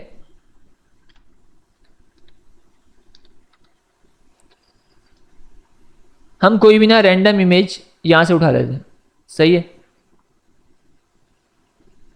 अब क्या करना है, राइट क्लिक किया, कॉपी इमेज एड्रेस, मैंने यहां से कॉपी कर दिया इमेज का एड्रेस। कोई भी इमेज का एड्रेस आप कॉपी करें और इस एसआरसी के अंदर आप पेस्ट कर दें। ये पेस्ट कर दिया, जैसे ही मैंने इसको रिफ्रेश किया हमारे पास इमेज आ गई। तो कितना आसान था इमेज टैग लगाना। बट अब इसमें कुछ एक्स्ट्रा एट्रीब्यूट्स हैं, जैसे ऑल्ट का एट्रीब्यूट। अच्छा, ये क्या करता है, जैसे हमने यहां पर हमारी इमेज किसकी है, डाइस की है, तो हम यहां पे लिख देंगे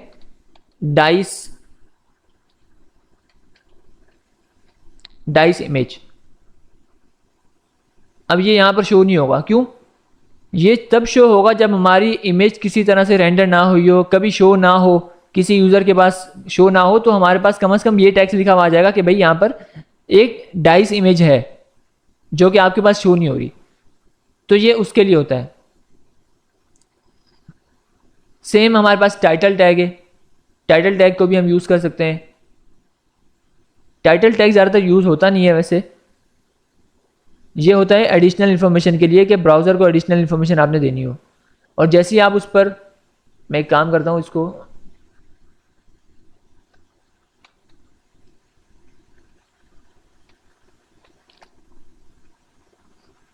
अब मैंने रिफ्रेश किया और जैसे ही आप उस पर होवर करते हैं तो यहाँ पर आपके पास डाइस लिखा हुआ आ जाएगा, क्योंकि डाइस हमने टाइटल में लिखा है। तो ये हमारे कुछ एट्रीब्यूट्स हैं इमेज के, और इसमें ऑल टैग लगाना बेस्ट प्रैक्टिस होती है। ये कुछ लोग बोलते हैं क्यों यूज़ करें भाई हम, जब हमारे पास इमेज शो हो रही है। तो भाई लाजमी नहीं है आपके पास शो हो रही है सबके पास शो हो, किसी के पास किसी भी वजह से नहीं शो होती, किसी का इंटरनेट नहीं चल रहा है या कोई भी मसला हो सकता है, कोई ब्राउज़र पे नहीं रेंडर हो रही, तो उसके पास ये कम से कम टेक्स्ट लिखा हुआ आ जाएगा कि भाई यहाँ पर ये इमेज है। फिर इसी तरह हमारे पास यहाँ पर इसके अंदर हाइट होती है और विड्थ होती है। अच्छा, हाइट और विड्थ का कॉन्सेप्ट को समझ लिया। अभी देखें हमारे पास बहुत बड़ी इमेज रेंडर हो रही है। अगर हमें इसको छोटी इमेज शो करवाना हो तो हम क्या करेंगे, इसकी हाइट को और विड्थ को कंट्रोल करेंगे। तो ये भी हमारे पास एट्रीब्यूट्स होते हैं इसी के अंदर। मैंने हाइट लिखा और यहाँ पर मैंने दे दिया 300, सही है। तो ये यहाँ पर रिफ्रेश करूँगा, ये देखें थोड़ी सी स्मॉल हो गई पहले से। इसी तरह मैं यहाँ पर विड्थ करूँगा, इसको मैं कर दूँगा, इसको भी 300 कर दूँगा। तो हमारी इमेज कुछ इस तरह से हो गई, ख़राब हो गई, सही है। लेकिन आप इसको कंट्रोल कर सकते हैं। आपने 500 कर दिया, आप सही हो गई। तो हाइट और विड्थ आप यहाँ से कंट्रोल कर सकते हैं। अच्छा, यहाँ पर एक इंपॉर्टेंट कॉन्सेप्ट है, काफ़ी ज़्यादा इंपॉर्टेंट, जो कि है इनलाइन और ब्लॉक लेवल एलिमेंट का। इसका कॉन्सेप्ट क्या है कि हमारे जो ब्लॉक लेवल एलिमेंट होते हैं ना, वो हमेशा न्यू लाइन से स्टार्ट होते हैं। जैसे हमारा पैराग्राफ है, जब भी हम लिखेंगे न्यू लाइन से स्टार्ट होगा। तो ये हमारे होते हैं ब्लॉक लेवल एलिमेंट्स। और इसी तरह हमारे पास कुछ इनलाइन एलिमेंट्स होते हैं। अब ब्लॉक लेवल एलिमेंट्स में क्या क्या आता है, H1 और P क्या है हमारे पास, ब्लॉक लेवल एलिमेंट। अब यहाँ पर देखिए आप, इमेज हमने यहाँ पर एक इमेज बनाई। अब इसके साथ बहुत सारी जगह है, लेकिन हमने जैसे P लिखा ना, तो P नेक्स्ट लाइन में स्टार्ट हुआ है। ये देख रहे हैं आप, इमेज और उसके बाद P, लेकिन P क्या है, नेक्स्ट लाइन में स्टार्ट हुआ है। इसका मतलब क्या है, P है ब्लॉक लेवल एलिमेंट। तो इसने पूरी जगह घेरी है, इसको इसके साथ आना पसंद नहीं है, तो ये अलग से आएगा। नेक्स्ट हमारे पास आते हैं इनलाइन एलिमेंट्स। अच्छा, इनलाइन एलिमेंट्स क्या होते हैं, जो उसी लाइन के अंदर ही अपना काम करते हैं। जैसे हमारे पास बी टैग था, जैसे हमने बोल्ड किया था ना, तो बोल्ड उसी लाइन में हुआ था ना, उसने अलग से जगह तो नहीं घेरी थी। इसी तरह हमारे पास इमेज टैग भी ऐसा ही है, लेकिन क्या है, इमेज टैग भी आ रहा है ब्लॉक लेवल के साथ, तो इसलिए हमारे पास थोड़ा सा इस तरह से परफॉर्म कर रहा है। अब यहाँ पर देखें, एक इसकी एग्जाम्पल बहुत अच्छी है, वो ये है, टेक्स्ट लिखा हुआ है यहाँ पर पी क्या है, ब्लॉक लेवल एलिमेंट। इसके अंदर इन्होंने दी हुई है इमेज, पी के अंदर इमेज दी हुई है और यहाँ पर एक और टेक्स्ट लिखा हुआ है। तो देखिए आपने इस टेक्स्ट के बाद इमेज इसी के अंदर आई है और आगे टेक्स्ट कंटिन्यू हो गया। तो इसका मतलब क्या है, इमेज भी हमारा इनलाइन एलिमेंट है, सही है, जो कि लाइन के अंदर आ सकता है। अच्छा, यहाँ पर इन्होंने अलाइन किया हुआ है, ये काफ़ी ओल्ड कोड है और ये अलाइनमेंट जो है हम करते हैं CSS से, और CSS इसके लिए बहुत अच्छी है। तो अलाइन हम इससे नहीं करेंगे, खैर कर भी सकते हैं। अगर आपको ये आप बोलेंगे यार ये ना ये भी कवर कराएं, तो जब सब चीज़ें करवा रहे हैं तो इसमें आप क्या कर सकते हैं, अलाइन। अब देखें यहाँ पर मुझे ये वो भी एग्जाम्पल भी नहीं दे रहा, सही है, वो क्यों, क्योंकि ये काफ़ी ओल्ड हो गया है।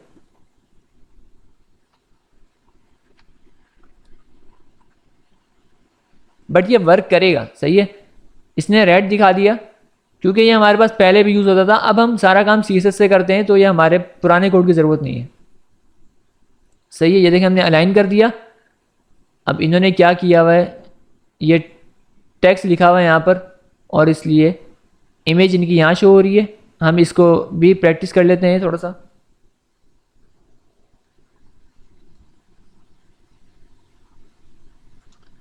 मैं इमेज टैग को P के अंदर ले आया, सही है। अब मैंने क्या किया, ये वाला टेक्स्ट कॉपी कर दिया,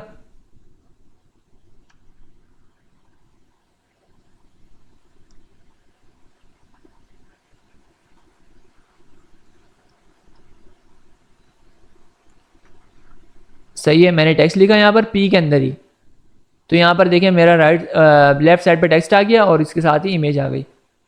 इमेज को हम अगर स्मॉल कर लें,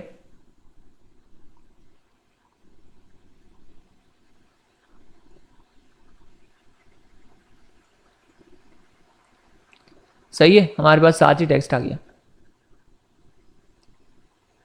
तो ये एग्जाम्पल हमें दी हुई है कि भाई आप इस तरह से इमेज को अलाइन कर सकते हैं, सही है। इसी तरह हमारे पास वर्टिकल अलाइन होता है, तो हम इसको नहीं देखेंगे, हम इसको देखेंगे CSS में, क्योंकि ये हमारे पुराने कॉन्सेप्ट हैं, तो इनको हमें ज़रूरत नहीं है रीड करने की। ये सब चीज़ें हम CSS में बहुत अच्छे से कर लेंगे।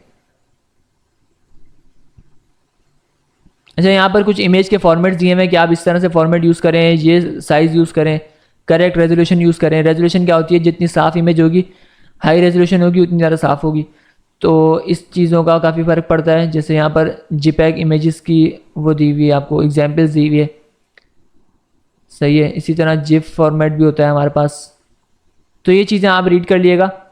इन्होंने यहाँ पर कुछ बताया हुआ है कि भाई आप इस तरह से इसको पोर्ट्रेट लिखें, इस तरह से क्रॉप ना करें, इससे आपकी इमेज ख़राब होगी, और ये सब चीज़ें आपको बताई हुई हैं।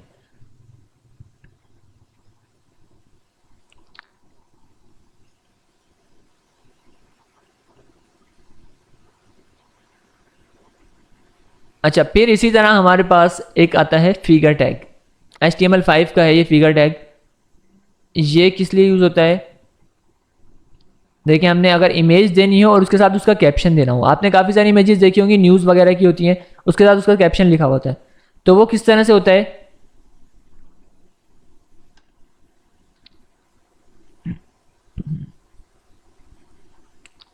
इसको मैं कर रहा हूँ कमेंट।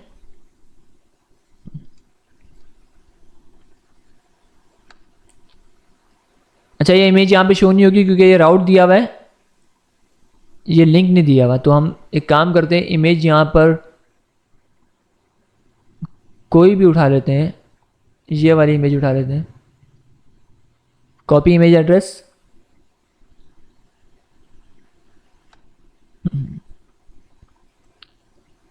अब यहाँ देखिए आपको इमेज शो हो गई और उसके साथ यहाँ पर आपको ये बहुत ज़्यादा बड़ी इमेज आ रही है। तो यहाँ पर इसको इसका जो कैप्शन है वो आपके पास शो हो गया। अब ये कैप्शन किस तरह से शो हुआ इसको हम देखते हैं। हमने यहाँ पर फिगर टैग बनाया और यहाँ पर आकर इसको क्लोज कर दिया, सही है। फिर यहाँ पर हमने इमेज टैग बनाया जिसको हमने बहुत अच्छे से रीड कर लिया है।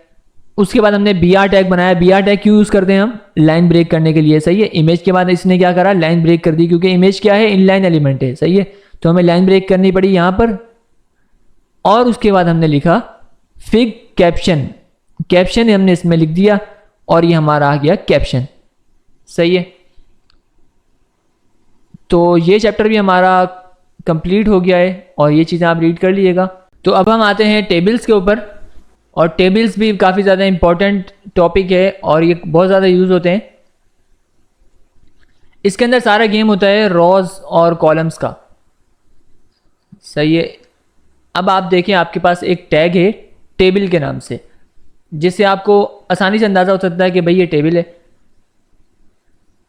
हम सबसे पहले इस कोड को हमने कमेंट कर दिया है। यहाँ पर हम एक टैग बनाते हैं टेबल का। अब इसमें रॉज और कॉलम्स आपको अच्छे से समझने हैं कि ये जो हमारी हैं इस तरह से चलती हैं हॉरिजॉन्टल, ये हमारी होती हैं रॉज, और जो वर्टिकल हैं हमारे ये होते हैं कॉलम्स, सही है। तो यहाँ पर एक टैग है टेबल का, हम टेबल बनाने के लिए यूज़ करते हैं।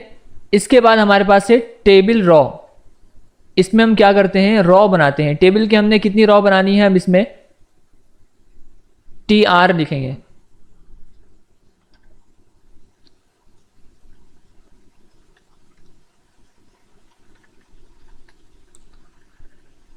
सही है। अब यहाँ पर टेबल रॉ हमने कितनी रॉ बनाई है, 1 और 2। यहाँ पर कुछ भी हमें शो नहीं होगा, हमने इसमें कुछ लिखा नहीं है ना, इसलिए। अच्छा, 2 रॉज बना ली। अब इस रॉज के अंदर हम बनाएंगे TD टैग का मतलब टेबल डेटा। यहाँ पर देखें लिखा हुआ है the TD stands for table data.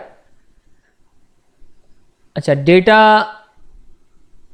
उसके लिए आप TD, मैंने यहाँ पर 1 लिख दिया, 2 लिख दिया, सही है। अब देखें हमारे पास एक रॉ ये आ गई और दूसरी रॉ ये आ गई।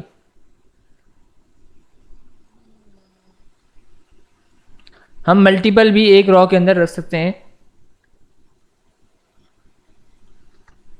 ये देखें हमारा इस तरह से कुछ बनता है टेबल रॉ। यहाँ पर क्लोज हुई रॉ, ये हमारी एक रॉ, एक लाइन है, समझ लें। एक लाइन में हमने 4 दफ़ा उसमें डेटा इंसर्ट किया तो ये हमारे पास ये एक रॉ है, और दूसरी रॉ में हमने सिर्फ एक TD ऐड किया है तो हमारे पास एक ही कॉलम आया है। सही है, काफ़ी सिंपल था ये कॉन्सेप्ट। फिर हमारे पास है टी एच, ये हेडिंग के लिए इस्तेमाल होता है। टी एच का मतलब टेबल हेडिंग। सही है। अच्छा, यहाँ देखें आप टी आर के अंदर यानी टेबल रॉ के अंदर ही इन्होंने हेडिंग दी हुई है। तो हम यहाँ पर टेबल रॉ के अंदर टी एच, अच्छा ये हमारी हो गई हेडिंग। अब देखें ये इसी रॉ के अंदर आई। एग्जाम्पल लेते हैं आप कि आपने यहां पर लिखा नेम और इसमें आपने लिखा एज। अब ये एक रॉ में ना आपकी हेडिंग्स आ गई। सही है, नेम और एज की आपने एक रॉ बनाई, ये आपकी है हेडिंग। अब यहां पर क्या करेगा, यहां पर आपने एक्स वाई जेड जो भी नेम है वो लिखेंगे, दूसरे आप उसमें कॉलम में एज लिखेंगे। सही है, तो यहां पर आपने एज लिख दी इसके कॉलम में और यहां पर आपने नेम। फिर हमारे पास एक और चीज़ आती है स्पैनिंग कॉलम्स। अच्छा, ये आपको अच्छे से समझ आ गया होगा आई होप, क्योंकि इसमें कोई ज़्यादा मुश्किल चीज़ नहीं है। टेबल बनेगा हमारे पास, टेबल के अंदर टेबल रॉ बनेगी और उसके बाद हमारे पास हम हेडिंग यूज़ करना चाहें हेडिंग करेंगे, अदरवाइज हम डेटा के लिए टीडी यूज़ करेंगे। ये याद रखिएगा, ये दोनों काम रॉ के अंदर होंगे। स्पैनिंग कॉलम्स, स्पैनिंग क्या होती है, देखिए अगर आपने यहाँ पर लिखा भाई एक आपने ना कोई शेड्यूल बना रहे हैं, तो आपने मंडे ट्यूसडे का शेड्यूल बनाया, ये आपने टी एच से यूज़ किया है, यहाँ पर भी टी एच यूज़ किया है। आप देख सकते हैं यहाँ पर फर्स्ट रॉ में सारे टी एच यूज़ हुए हैं, देखें यहाँ पर सारे टी एच यूज़ हुए हैं। सही है। अच्छा, यहाँ पर इन्होंने एक टैग बना के खाली रखा हुआ है, इस खाली का मतलब यहाँ पर देखें कुछ भी नहीं आ रहा। सही है, लेकिन एक बॉक्स बन गया है, एक समझ लें एक कॉलम बन गया है। तो यहाँ पर दूसरी रॉ आ गई आपके पास, ये वाली आपके पास है दूसरी रॉ। सही है, इसमें आपने पहली दी मंडे हेडिंग, उसके बाद आपने लिखा ज्योग्राफी। अच्छा, ज्योग्राफी को आपने 9 AM में भी करना है 10 AM में भी करना है, तो आप क्या करेंगे, आप कॉल स्पैन, ये एक एट्रीब्यूट है। सही है, जैसे मैं यहाँ पर नेम अगर देता हूँ और यहाँ पर मैं लिखता हूँ कॉल स्पैन और मैं इसको 2 करता हूँ, तो आप देखिएगा ये 2 कॉलम की जगह घेर लेगा, ये इसने 2 कॉलम की जगह घेर ली। सही है, यहाँ पर और अच्छे से आपको समझ आ रहा होगा। देखिए कॉल स्पैन 2 लिखा तो इसने 2 कॉलम की जगह घेर ली। अगर मैं कॉल स्पैन 3 यहाँ पर लिख रहा हूँ, देखिए जिम को इन्होंने 9 AM 10 AM और 11 AM तीनों में किया हुआ है, तो यहाँ पर आपने कॉल स्पैन दिया और 3 कर दिया, तो 3 से क्या हुआ, इसने तीनों कॉलम की जगह घेर ली और चौथे कॉलम में हमारा बाय डिफ़ॉल्ट जो हमने लास्ट एंट्री की है वो यहाँ पर आ गई। तो कॉल स्पैन काफ़ी ज़्यादा ईजी कॉन्सेप्ट है, स्पैनिंग रॉस। सही है, स्पैनिंग, ये हमारा स्पैनिंग कॉलम्स था, हमने ये कॉलम स्पैन कर रहे हैं ना। इसी तरह हमारे पास स्पैनिंग रॉस होता है, ये हम किस में यूज़ करते हैं, ये भी हम टीडी में यूज़ कर सकते हैं। अच्छा, ये टीएच में भी यूज़ कर सकते हैं, ऐसी बात नहीं है कि सिर्फ टीडी में यूज़ करेंगे, टीएच में भी कर सकते हैं। टीडी में हमने यूज़ किया है रॉ स्पैन और 2। सही है, रॉ स्पैन, इसने रॉ दोनों को मर्ज कर दिया। सही है, तो सेम कॉन्सेप्ट है, जिस तरह हमारे पास कॉल स्पैन था इसी तरह रॉ स्पैन है। फिर हमारे पास अगर बहुत बड़ा टेबल हो तो हम उसमें 3 पार्ट कर देते हैं। सही है, 3 पार्ट कर देते हैं। वो 3 पार्ट क्या होते हैं, table head, table body, table footer. अच्छा, टी हेड से ये होता है और टी बॉडी और टी फुट। अब यहाँ इन्होंने देखें यही एग्जाम्पल दी हुई है, तो मैं इसको एक काम करता हूँ, कॉपी कर लेता हूँ ताकि टाइम ज़ाया ना हो और आपको समझा भी देता हूँ अच्छे से। ये हम टेबल रिमूव कर रहे हैं। अच्छा, ये table head, table body, table footer ये ना भी दें तो ऐसा कोई मसला नहीं है। अब ये देखें आपके पास ये आपका हेडर होगा टेबल का। सही है, ये आपको अंदाज़ा इस चीज़ का होना चाहिए कि भाई जो ऊपर आएगा वो हेडर होगा। ये आपकी पूरी बॉडी है और ये आपका फुटर है, तो इसको आप इस तरह से लिख लें, कोई इतना ख़ास फ़र्क नहीं पड़ेगा इससे। सही है, बट ये है कि आपको कोड को समझने वगैरह में आसानी हो जाएगी कि भाई आपकी ये बॉडी है, आपको बॉडी में चेंज करना है, बॉडी में चले आए। यहाँ पर देखें आप TH लिखा हुआ है 1 जनवरी को, तो 1 जनवरी यहाँ पर इसीलिए बोल्ड आ रहा है। तो ये था टेबल का कॉन्सेप्ट। इसकी आप प्रैक्टिस लाजमी करें क्योंकि ये काफ़ी ज़्यादा इम्पोर्टेंट है। सही है। और अब इसमें देखें ये मसला हो रहा है। सही है। अच्छा भाई, अब आते हैं, ये ओल्ड कोड है, इसको हम नहीं पढ़ेंगे क्योंकि हम ये काम सारा CSS से करेंगे कि भाई इसको विड्थ देनी है, स्पेसिंग देनी है, ये काम हम CSS से करेंगे। और CSS से ना इसके सारे हम कॉलम्स बनाएंगे, इसके नीचे इसकी प्रॉपर लाइन आएगी, इधर लाइन आएगी, सारे कॉलम्स प्रॉपर बने हुए होंगे, तो आपको और ज़्यादा मज़ा आएगा CSS में। तो इसमें ये ज़रूरत नहीं है हमारे बॉर्डर वगैरह देने की, बैकग्राउंड कलर देने की। सही है, ये सारा ओल्ड है और हम अब यूज़ नहीं करते, ये आपने यूज़ नहीं करना। सही है, इसको यूज़ करना कोई बेस्ट प्रैक्टिस नहीं है, तो हम CSS से करेंगे और ज़्यादा ईजी है उसमें। अच्छा, यहाँ पर आकर आप इसको रीड कर लीजिएगा। टेबल एलिमेंट ऐड टेबल के लिए यूज़ होता है, ये हमें पता है। और टेबल रॉ बाय रॉ होता है, each raw is created with TR। TR का मतलब टेबल रॉ। अच्छा, फिर यहाँ पर सेल्स होते हैं, सेल्स को हम रिप्रेजेंट करते हैं टेबल डेटा से TD, या फिर हम TH यूज़ करते हैं अगर हमें हेडिंग चाहिए हो। उसके बाद हमारे पास कॉल स्पेन कर सकते हैं, रॉ स्पेन कर सकते हैं, और लॉन्गर टेबल के लिए हम हेड, फुटर और बॉडी यूज़ कर सकते हैं। फिर हमारा आता है मोस्ट इम्पॉर्टेंट फॉर्म्स।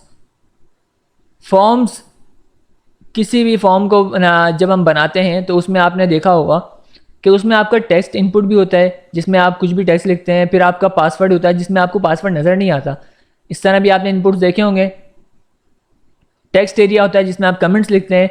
इसी तरह आपके पास रेडियो बटन, इनको बोलते हैं रेडियो बटन, जिनमें एक सेलेक्ट हो सकता है। फिर आपके पास चेक बॉक्स भी होते हैं जिसमें आप मल्टीपल सेलेक्ट कर सकते हैं। उसके बाद आपके पास ड्रॉप डाउन बॉक्सेस होते हैं, ड्रॉप डाउन, जिसमें आप उसको ओपन करते हैं और आपके पास लिस्ट जो होती है वो ड्रॉप डाउन कहलाते हैं।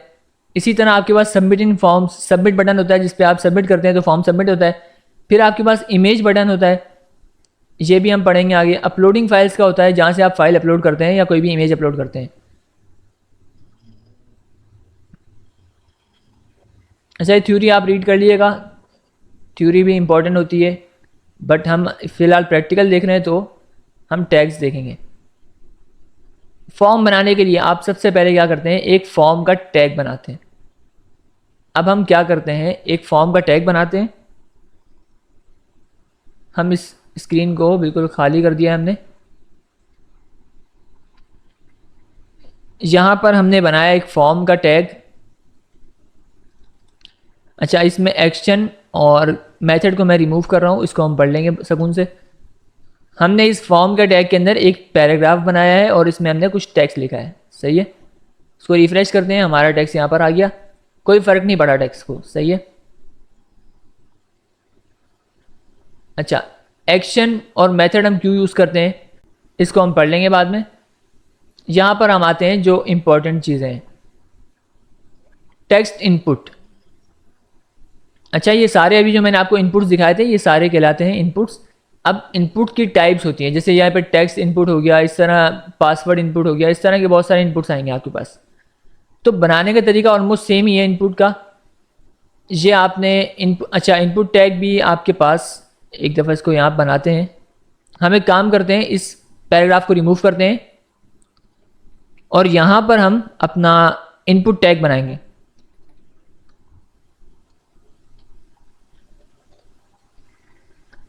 अच्छा, इनपुट टैग भी हमारा सेल्फ क्लोजिंग टैग होता है। तो हमने इस तरह, जिस तरह BR को बनाते हैं, देखिए अब यहाँ पर एक इनपुट बना हुआ आ गया और काफ़ी सिंपल सा इनपुट है और इसमें हम कुछ भी टेक्स्ट लिख सकते हैं। ठीक है, अब आते हैं इसकी टाइप के ऊपर। ये थोड़ा सा इंपॉर्टेंट है। टाइप जो है, हमने अगर टाइप रख दी टेक्स्ट तो हम उसमें क्या लिख सकते हैं, जो भी हमारा टेक्स्ट है वो लिख सकते हैं। अगर हमने टाइप रख दी पासवर्ड तो हम उसमें पासवर्ड लिखेंगे। अगर हम टाइप रख दी ईमेल तो ईमेल के लिए हम टाइप ईमेल रखेंगे। तो ये चीज़ें चलती हैं इसमें। अच्छा, अब यहाँ पर आ जाए टाइप के ऊपर, तो हमने इसमें टाइप एट्रीब्यूट ऐड करना है। सही है, टाइप, देखें यहाँ पर सारा लिखा हुआ आ गया, तो हमने टाइप रख दी इसकी टेक्स्ट। ये हमने टाइप टेक्स्ट रख दी, इसमें टेक्स्ट लिख सकते हैं आप। टाइप ना देंगे ना तो भी बाय डिफ़ॉल्ट वो टेक्स्ट ही उठाएगा। सही है, बाय डिफ़ॉल्ट इसकी टाइप टेक्स्ट होती है। अच्छा, इसकी टाइप्स क्या क्या होती हैं ये देखें आप, इसकी ये सारी टाइप्स होती हैं। सही है, इनको हम रीड करते रहेंगे आगे। टेक्स्ट किया हमने, और हमारे पास टेक्स्ट इनपुट फील्ड बनी हुई आ गई। अब इसमें मैक्स लेंथ क्या है, ये इंपॉर्टेंट है थोड़ा सा। मैक्स लेंथ मैं इसको करता हूँ मैक्स लेंथ और 10 कर देता हूँ, सही है। अब क्या होगा, हम इसमें 10 से ज़्यादा अल्फ़ाबेट्स या टेक्स्ट टाइप नहीं कर सकते, 10 से ज़्यादा टाइप नहीं कर सकते, तो ये 10 पे आके स्टॉप कर देगा। मैं टाइप, यहाँ देखें मैं टाइप कर रहा हूँ बट ये टाइप नहीं करेगा इससे ज़्यादा। ये मैक्स लेंथ होती है। अच्छा, साइज़ जो है ये पुराने वर्जन में यूज़ होता था, पुराने कोड में, तो हम साइज़ को नहीं देखेंगे। हम साइज़ जो है CSS से एडजस्ट करेंगे कि कितना बड़ा उसको होना चाहिए, कितना छोटा होना चाहिए। ये सब चीज़ें हम CSS से करेंगे और उसमें ज़्यादा इंटरेस्टिंग होगा। अच्छा, ये नेम हम क्यों यूज़ करते हैं, नेम एट्रीब्यूट ये हम यूज़ करते हैं सर्वर एक्सेस के लिए, ताकि सर्वर को इस नेम से डेटा जाएगा। जैसे अगर हमने नेम यूज़र नेम रख दिया तो वो यूज़र नेम के नाम से जाएगा वहाँ पर, सही है। अब इन्होंने देखें यहाँ पर क्या एग्जाम्पल दी हुई है, इसको हम कॉपी करते हैं।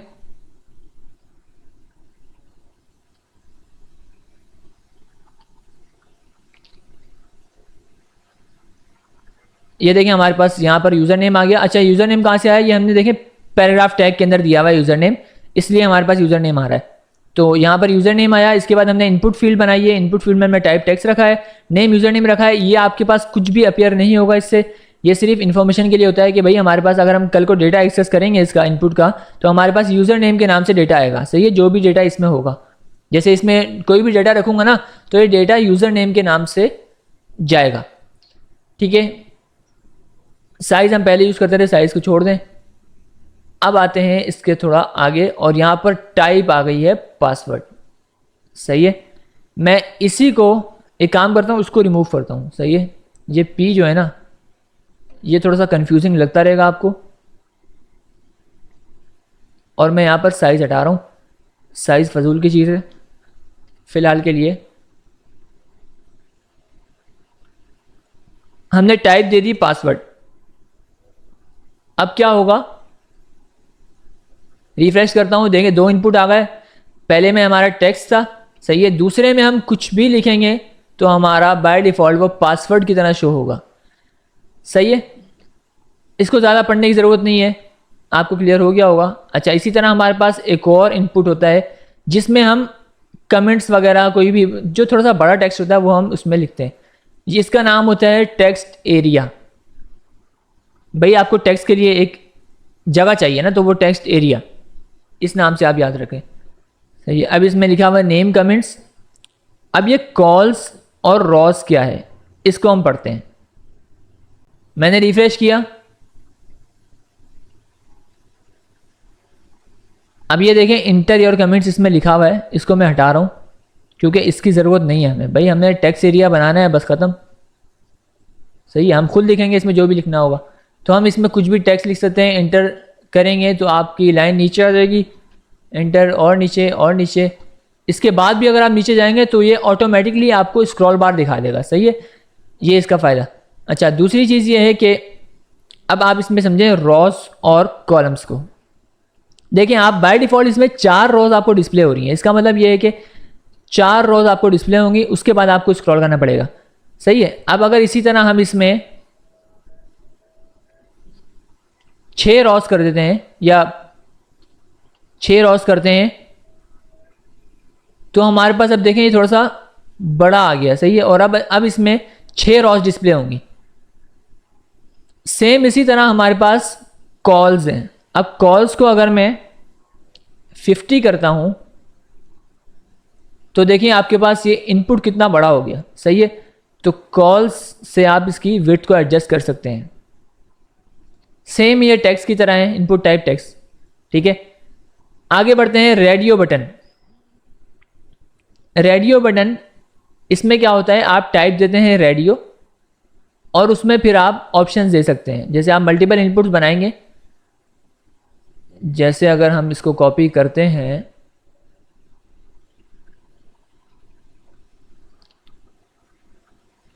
इसको हम बनाते हैं टेक्स्ट एरिया के बाद, सही है। फॉर्म के अंदर ये सारा करना है आपने। इसको थोड़ा स्पेस दे देता हूँ ताकि आपको समझने में आसानी हो।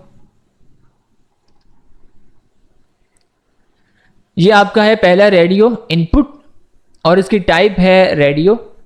नेम को आप स्किप कर दें, नेम आपको पता है नेम जाता किस लिए है, जब हम डेटा कलेक्ट करेंगे तो हमारे पास इस नाम से इसका डेटा आएगा। वैल्यू रॉक, अच्छा ये वैल्यू इंपॉर्टेंट है, ये वैल्यू आपको लाजमी देना है। ये क्यों देना है?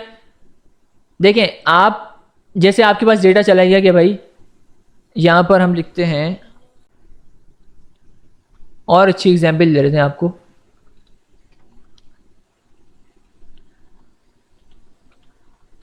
हमने लिखा मेल फीमेल। अच्छा अब यहां देखें टाइप रेडियो है, नेम है इसका जेंडर, सही है। हमारे पास डेटा क्या आया, कल को यूजर ने इसमें मेल चेक कर दिया, हमें कैसे पता चलेगा कि भाई ये मेल है या फीमेल है? क्योंकि हमारे पास तो डेटा जेंडर से आ रहा है ना। तो हम इसकी वैल्यू देखेंगे, तो वैल्यू में आपने वो चीज रखनी है मेल फीमेल, सही है। अब हमारे पास क्या हुआ, जेंडर आएगा, तो हम जेंडर की वैल्यू किस तरह देखेंगे, मेल फीमेल कि कौन सी वैल्यू आ रही है। इसके आगे क्या है, चेक्ड। अच्छा चेक्ड का मतलब ये है कि बाय डिफॉल्ट चेक्ड होगा। अब इसको भी देख लेते हैं, हमने रिफ्रेश किया, देखें 2 इनपुट आ रहे हैं हमारे पास। ये क्या है, बाय डिफॉल्ट चेक्ड है। इसको हम चेक करते हैं तो ये इससे यहाँ से चेक हट जाएगा, इसको चेक करेंगे तो इससे हट जाएगा। रेडियो में यही होता है कि रेडियो में, रेडियो बटन्स में आपको आप एक ही चेक कर सकते हैं, जैसे आप एक को करेंगे तो दूसरा बाय डिफॉल्ट हट जाएगा वहां से। तो आप इसको चेक को अगर हटाएंगे तो आपके पास ये बाय डिफॉल्ट चेक नहीं आएगा। देखिए आप दोनों खाली आ रहे हैं, अब आप चेक करेंगे तो ये चेक्ड होगा, सही है। इसके बाद है हमारे पास चेक बॉक्स। अच्छा इनपुट में हमारे पास अभी रेडियो जो बटन पड़े हमने, इसमें क्या है हमारे पास कि हम एक को सेलेक्ट कर सकते हैं, फिर हमें अगर मल्टीपल करने हो तो हम यूज करते हैं चेक बॉक्स। चेक बॉक्स को लिखने का तरीका क्या है,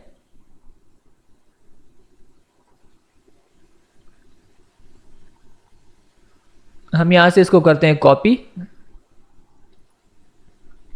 और यहां करते हैं पेस्ट। अब आप देखें यहां पर, अच्छा ये चेक क्यों आ रहा है बाय डिफॉल्ट, सही है, क्योंकि यहां पर चेक लिखा हुआ है। इसको आप हटाएंगे तो बाय डिफॉल्ट चेक नहीं आएगा। और देखें आप iTunes में लिखा हुआ है ना ये, तो इसलिए iTunes आ रहा है। अब यहां पर देखें आप, इसके टाइप चेक बॉक्स है, सेम लाइक रेडियो। नेम इसका सर्विस है, नेम आप कुछ भी रख दें लेकिन तीनों का सेम रखें। उसके बाद आपकी आ गई वैल्यू, वैल्यू का iTunes, इस तरह जो भी आपकी वैल्यू होगी स्पॉटिफाई वगैरह, तो वो यहाँ पे आएगी वैल्यू।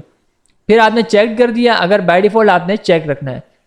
इसको स्पेस दे देता हूँ ताकि आपको और अच्छे से समझ आ जाए ये कोड। अब यहाँ देखिए आपने इसको सेलेक्ट कर लिया, इसको सेलेक्ट कर लिया, लेकिन यहाँ से गायब नहीं हुआ, तो इसका मतलब ये तीनों चेक्ड हो चुके हैं इस टाइम पर, सही है। तो आप इसको दोबारा क्लिक करेंगे तो ये गायब हो जाएगा, लेकिन रेडियो में ऐसा नहीं होता। रेडियो में एक चेक्ड हो गया, अब वो गायब नहीं होगा। इसमें क्या है, आप मल्टीपल चेक्स कर सकते हैं और उसको हटा भी सकते हैं। तो सेम लाइक रेडियो है, बस सिर्फ मल्टीपल चेक्स का ऑप्शन है। इसके बाद हमारे पास आता है ड्रॉप डाउन, जो कि बहुत ज़्यादा यूज़ होता है और ये सारे फॉर्म्स में सारे ही यूज़ होते हैं, इसमें कोई भी ऐसा नहीं है जिसको आप स्किप कर दें। अच्छा ड्रॉप डाउन क्या है, आप उस पर क्लिक करेंगे, आपके पास लिस्ट शो होगी, फिर आप उस लिस्ट में से सेलेक्ट करेंगे। इसके लिए आप यूज़ करते हैं सेलेक्ट का टैग। अच्छा नेम क्या है ये आपको पता होना चाहिए, अभी तक तो आपने 6 दफ़ा इसको पढ़ लिया है। नेम हमने रखा है डिवाइसेस, क्योंकि भाई ये डिवाइसेस हैं हमारे पास। अब इस डिवाइसेस में हमारे ऑप्शंस हैं, सही है, डिवाइसेस में हमारे ऑप्शंस हैं, उनकी वैल्यू है। जैसे हमने यहाँ पे कंप्यूटर रखा है और उसकी वैल्यू क्या जा रही है, कंप्यूटर। तो यहाँ से हमें अंदाज़ा हो जाएगा कि भाई डिवाइसेस में से यूज़र ने कंप्यूटर सेलेक्ट किया है, सही है। यहाँ पर इसी तरह हमारे पास सर्विसेज में से यूज़र ने स्पॉटिफाई सेलेक्ट किया है, जेंडर में हमारे पास मेल या फीमेल जो भी सेलेक्ट किया। तो इस तरह से हमें अंदाज़ा होगा। इसका सेलेक्ट का टैग बनेगा, उस टैग के अंदर मल्टीपल ऑप्शन के टैग बनेंगे, सही है। ऑप्शन के अंदर एट्रीब्यूट जाएगा वैल्यू का। यहाँ पर भी सेम काम हो रहा था, एट्रीब्यूट चल रहे थे, सेम काम यहाँ पर हो रहा था, एट्रीब्यूट चल रहे हैं। लेकिन ये आप याद रखिएगा, ये क्लोज हो रहे हैं, ओपन भी हो रहे हैं, क्लोज भी हो रहे हैं। और ये वाले क्या थे, सेल्फ क्लोजिंग टैग थे। रिफ्रेश किया, देखें बाय डिफॉल्ट आईपॉड सेलेक्ट आया, क्योंकि आईपॉड फर्स्ट पे। यहाँ देखें मैंने इसको ओपन किया और यहाँ से जो जो भी मैं सेलेक्ट करूँगा उसकी वैल्यू यहाँ पे आ जाएगी। ठीक है, तो इस तरह से ड्रॉप डाउन बनते हैं हमारे पास, इसको बोलते हैं ड्रॉप डाउन लिस्ट। अच्छा, इसमें सेलेक्टेड का कीवर्ड होता है, जिस तरह उसमें चेक का था इसी तरह यहाँ पर सिलेक्टेड का होता है। जो सिलेक्टेड होगा वो फिर बाय डिफॉल्ट सेलेक्ट हुआ आएगा। सही है। मल्टीपल सेलेक्ट बॉक्स, यहाँ पर एक चीज़ आपने देखी होगी कि भाई एक सेलेक्ट कर रहे हैं तो बस बंद हो रही है, लेकिन अगर हमें दो करने हो तो हम क्या करेंगे, जिस तरह हमने रेडियो में और चेक बॉक्स में काम किया था, रेडियो में सिंगल, चेक बॉक्स में मल्टीपल। तो सेलेक्ट में भी हमारे पास ऑप्शन होता है मल्टीपल का। अच्छा, ये बहुत आसान है। इसमें आप सिंपल क्या करते हैं, आप सेलेक्ट जो है ना, जैसे ये सेलेक्ट है, इसमें आप मल्टीपल का एक कीवर्ड ऐड कर दें, multiple is equal to multiple, बस। अब ये मल्टीपल आप कर देंगे ना, अब देखें आपने यहाँ पर सिलेक्टेड लिखा हुआ है गिटार, तो गिटार क्या आएगा, सिलेक्टेड आएगा। सेम इसी तरह बना है ये चीज़, आपने सेलेक्ट किया हुआ है गिटार को और कीबोर्ड को, तो देखें बाय डिफॉल्ट ये सिलेक्ट हुए आ रहे हैं। फिर हमारे पास आता है फाइल इनपुट का। जब भी देखें, आपने बहुत सारी वेबसाइट में देखा होगा कि लोग फाइल अपलोड करवाते हैं, इमेज अपलोड करते हैं, कोई भी डॉक्यूमेंट अपलोड करते हैं, तो वो होता है इस इनपुट से। हम सिर्फ इसको कॉपी करेंगे बस।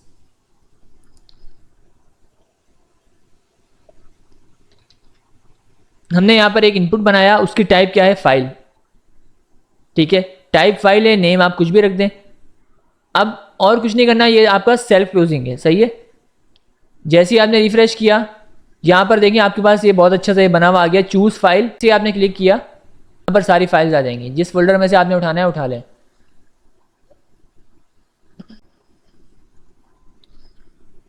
और जैसे ही आप किसी को अपलोड करेंगे तो यहाँ पर देखिए अपलोड हो गई और ये लिखा हुआ आ गया फाइल का नेम। तो ये भी काफ़ी सिंपल था। इसके बाद इन्होंने यहाँ पर एक बटन दिया हुआ है जिसकी टाइप है सबमिट, इसको भी हम आगे, ये आ गया।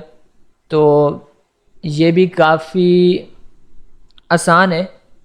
और इसमें ये होता है, ये भी आपने इनपुट बना दिया। सही है। अब इनपुट में आपने रख दी टाइप सबमिट, कि भाई अगर जैसे ही इस पर क्लिक हो तो भाई ये सबमिट हो जाए। इसका नेम आपने रख दिया सब्सक्राइब, या कुछ भी नेम रख सकते हैं, यहाँ पर वैल्यू भी चेंज कर सकते हैं। तो देखा आपने यहाँ पर ये आ गया सब्सक्राइब का बटन। सेम इसी तरह हमारे पास इनपुट आ गया जिसकी टाइप है इमेज। अच्छा, इसमें कुछ नहीं किया हुआ इन्होंने, सिर्फ इमेज दी हुई है इसके ऊपर, और ये समझ लें इमेज रेंडर हो रही है यहाँ पर। जिस तरह यहाँ पर हमारे पास बटन सिंपल रेंडर हो रहा था, यहाँ पर इमेज रेंडर हो रही है। तो ये कोई इतना ख़ास यूज़ नहीं होता। फिर आता है हमारे पास बटन। एक बटन का टैग भी होता है हमारे पास बटन बनाने के लिए, और ये हम फॉर्म के बाहर यूज़ करेंगे। जैसे सही है, इस बटन का नाम कुछ भी रख देते हैं और ये देखें बटन बना हुआ आ गया। सही है। तो ये हम फॉर्म के बाहर इजीली यूज़ कर सकते हैं। अच्छा, एक और चीज़ इसमें होती है टाइप, इनपुट टाइप हिडन। अगर आपने किसी को भी इनपुट टाइप हिडन देनी हो, ये टाइप हिडन कहाँ यूज़ होती है, ये फ़िलहाल के लिए आप सिर्फ समझ लें, बाकी इसका यूज़ केस है, इसका ये नहीं है कि यूज़ केस नहीं है।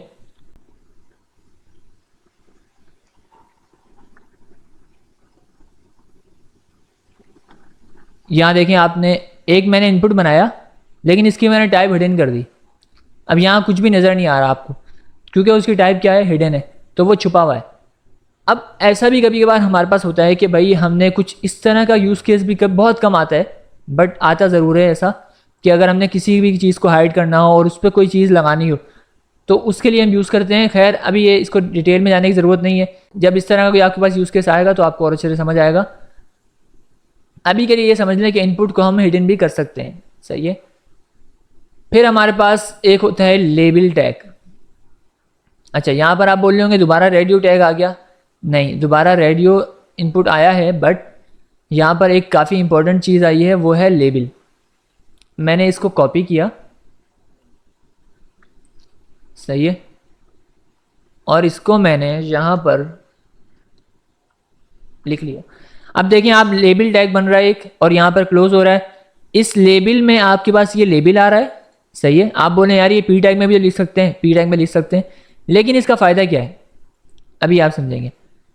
इसका फ़ायदा ये है कि ये हमारे इनपुट के बिल्कुल साथ आएगा, और जैसे ही हम इस पर क्लिक करते हैं, देखें यहाँ पर क्लिक कर रहा हूँ तो डायरेक्टली इनपुट पे चला गया, हालांकि मैंने यहाँ क्लिक नहीं किया था, मैंने यहाँ पर क्लिक किया था।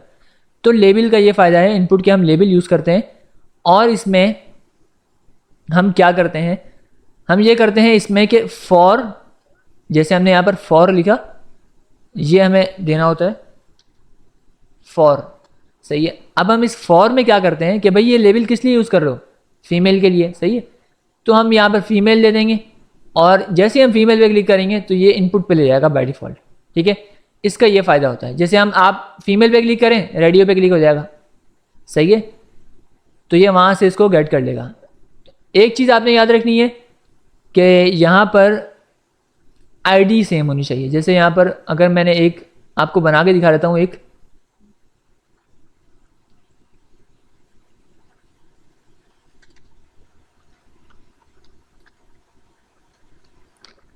भाई ये एक इनपुट है, सही है, इसकी आईडी है फीमेल। आईडी क्या है, जिससे आप उसको समझ लें, आईडी एक यूनिक आइडेंटिटी है किसी भी चीज़ की। जैसे आपका हर किसी का अलग अलग नेम होता है, तो वो उसकी आईडी समझ लें। स्टूडेंट आईडी होती है, सेम इसी तरह इस इनपुट को हमने आईडी दे दी। आईडी हम किसी भी मकसद के लिए दे सकते हैं। फिलहाल हमारा मकसद क्या है, हमारा मकसद ये है कि हम जैसे फीमेल पे क्लिक करें तो रेडियो पे क्लिक हो जाए, सही है। अभी हमारा ये मकसद है, तो हम क्या करेंगे, इसको लेबल को फॉर देंगे, फॉर, सही है। हमने देंगे लेबल अलग से बनाया अलग ही, लेकिन ये काम कर रहा है। क्यों हमने इसमें क्या किया, फॉर दिया, भाई किसके लिए आपने लेबल बनाया, उसकी आईडी आप इसमें दे दो, सही है। इसकी आईडी और इसका फॉर सेम होगा। जैसे ही हम फीमेल पे क्लिक करेंगे उसको पता चल जाएगा कि भाई ये बोल रहा है कि इसकी आईडी के लिए मैं बनाऊं, तो जैसे ही इसको पता चलेगा तो भाई डायरेक्टली वहाँ क्लिक हो जाएगा। सिंपल इसका ये मकसद है लेबल का। उसके बाद हमारे पास आता है फील्ड सेट। अच्छा, फील्ड सेट क्या है, समझ ले हमने एक पूरा बॉक्स बना दिया, सही है। ये लेबल तो आपने पढ़ लिया है अच्छे से कि लेबल आपने इस तरह से दे दिया। अब देखें इन्होंने यहाँ पर अलग से बनाया हुआ था, इसलिए उसको आईडी दी थी। यहाँ पर इन्होंने क्या किया, लेबल के अंदर ही इनपुट रख दिया और लेबल को यहाँ पे क्लोज कर दिया। कोई ज़्यादा इतना कॉम्प्लिकेटेड है नहीं, ये लेबल बनाया, इसमें लेबल लिखा, आईडी वाईडी का सीन ही नहीं रखा यहाँ पे। जैसे यहाँ पर लेबल क्लोज किया, इसके अंदर इनपुट भी आ गया। भाई लेबल को आप पता चल गया कि भाई मैं इसका लेबल हूँ, इस इनपुट का लेबल हूँ। तो भाई आप जैसे इस पर क्लिक करेंगे, इस पर डायरेक्टली वो क्लिक कर देगा। अब यहाँ पर आप देखें एक बड़ा खूबसूरत सा बॉक्स बना हुआ आया है, सही है, और उस पर लिखा हुआ है कॉन्टैक्ट डिटेल्स। अब ये कॉन्टैक्ट डिटेल कहाँ से आया, ये आया लेजेंड से। लेजेंड एक टैग है, और इसमें आप जो भी लिखेंगे तो आपका इस तरह से शो होगा। फील्ड सेट है, ये हमारी एक अलग से फील्ड सेट है। अब इसमें क्या है, कॉन्टैक्ट डिटेल्स हैं, ईमेल, मोबाइल, टेलीफोन। अब देखिए ईमेल पे क्लिक करूँगा तो ये बाय डिफ़ॉल्ट इनपुट पे क्लिक हो गया, मोबाइल पे क्लिक करूँगा इस पर क्लिक हो गया। तो लेबल को आप इस तरह से भी यूज़ कर सकते हैं, इस तरह से भी कर सकते हैं, दोनों का काम सेम ही है, बस आपके ऊपर है कि आप किस तरह से यूज़ करें। तो फील्ड सेट एक अलग से सेक्शन बनाने के लिए होता है फॉर्म में, ताकि आपको उसका आइडिया हो जाए, यूज़र के लिए भी आसानी हो जाए कि भाई कॉन्टैक्ट डिटेल यहाँ है, पर्सनल डिटेल यहाँ है, और इस तरह से अलग अलग डिटेल के आप फील्ड सेट बना दें। फॉर्म वैलिडेशन, हाँ, ये आप तब करते हैं जब आपको कोई चीज़ बहुत ज़रूरी लेनी हो। आपने यहाँ पर एक रिक्वायर्ड का कीवर्ड होता है, रिक्वायर्ड। अब देखें यहाँ पर मैंने एक पासवर्ड का बनाया था, ये रहा। किसी में भी दे सकते हैं आप, इसमें वो नहीं है कि पासवर्ड मैं दे रहा हूँ तो आप भी पासवर्ड में दें, बस रिक्वायर्ड कर दें आप, सही है। अब देखिए मैंने सब्सक्राइब पे क्लिक किया क्योंकि हमारा सबमिट बटन था, सही है। इसने बोला कि भाई इसको तो फिल करो, क्यों, हमारा ये रिक्वायर्ड हो गया। अब आप देखें इन्होंने यहाँ पे क्या किया हुआ है, required is equal to required. भाई आप डायरेक्टली रिक्वायर्ड भी कर सकते हैं, कोई ऐसा मसला नहीं है। आप सिर्फ रिक्वायर्ड लिखें, जैसे ही आप सबमिट करेंगे तो आपको बोलेगा कि भाई ये फील्ड रिक्वायर्ड है, तो इसको पहले फिल करो, उसके बाद आप आगे बढ़ोगे। तो आप किसी भी फील्ड को रिक्वायर्ड कर देंगे, मल्टीपल को भी आप कर सकते हैं। जैसे आपने इसको भी रिक्वायर्ड कर दिया, पासवर्ड को भी कर दिया, तो इसकी कोई लिमिट नहीं है। इसको मैं रिफ्रेश करता हूँ, अब इन दोनों पे, इस पर मुझे देगा, जैसे ही मैं इसको फिल करूँगा तो वो बोलेगा कि भाई इसको भी तो फिल करो। इस तरह से वैलिडेशन देनी हो तो हम ये काम करते हैं। फिर हमारे पास आता है डेट इनपुट। ये किस लिए होता है? डेट सेलेक्ट करने के लिए। अगर यूज़र से हमें कोई डेट सेलेक्ट करवानी हो, भाई हमारी वेबसाइट पे कौन आएगा? यूज़र आएगा ना, तो उससे हमें कोई डेट सेलेक्ट करवानी हो तो हम किस तरह से करवाएंगे? उसके लिए इनपुट टाइप डेट यूज़ होता है। सिंपल सा काम है, आपने एक इनपुट बनाना है, सही है, उसकी टाइप रखनी है डेट, बस इतना सा काम है। ये आ गया आपके पास इनपुट। यहाँ से आप जैसे इस पर क्लिक करेंगे और ये आपके पास कैलेंडर खुल जाएगा खुद ही, सही है। तो काफ़ी सिंपल सी ये चीज़ें हैं, लेकिन इम्पॉर्टेंट है इसलिए। अब इसी तरह टाइप है आपके पास ईमेल, सही है। आपने इनपुट बनाया, 3-4 इनपुट बना देता हूँ। ईमेल और एक है URL, सही है। अच्छा, इनको मैं फॉर्म के अंदर नहीं बना रहा इसलिए आपको वैलिडेशन नहीं देगा, सही है। ये चीज़ याद रखने वाली है, फॉर्म के अंदर बनाएंगे तो आपको वैलिडेशन जिस तरह ये दे रहा है ना, इस तरह देगा। अब इसमें क्या है, आप इनपुट नहीं लिखे, ईमेल नहीं लिखेंगे ना। मैं एक काम करता हूँ, इसको बनाता हूँ उसी के अंदर।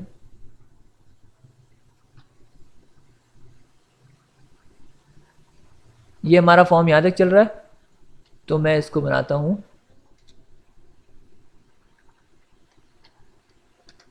यहाँ पर, सही है। ये आ गए आपकी ईमेल और ये आप क्या कहा, इसका आगे का काम। अच्छा, इसको हम फिल करते हैं तो हमारे पास ये सबमिट हो गया फॉर्म, सही है। इसको हम एक काम करते हैं, जूम कर लेते हैं थोड़ा सा। इसको मैंने कर दिया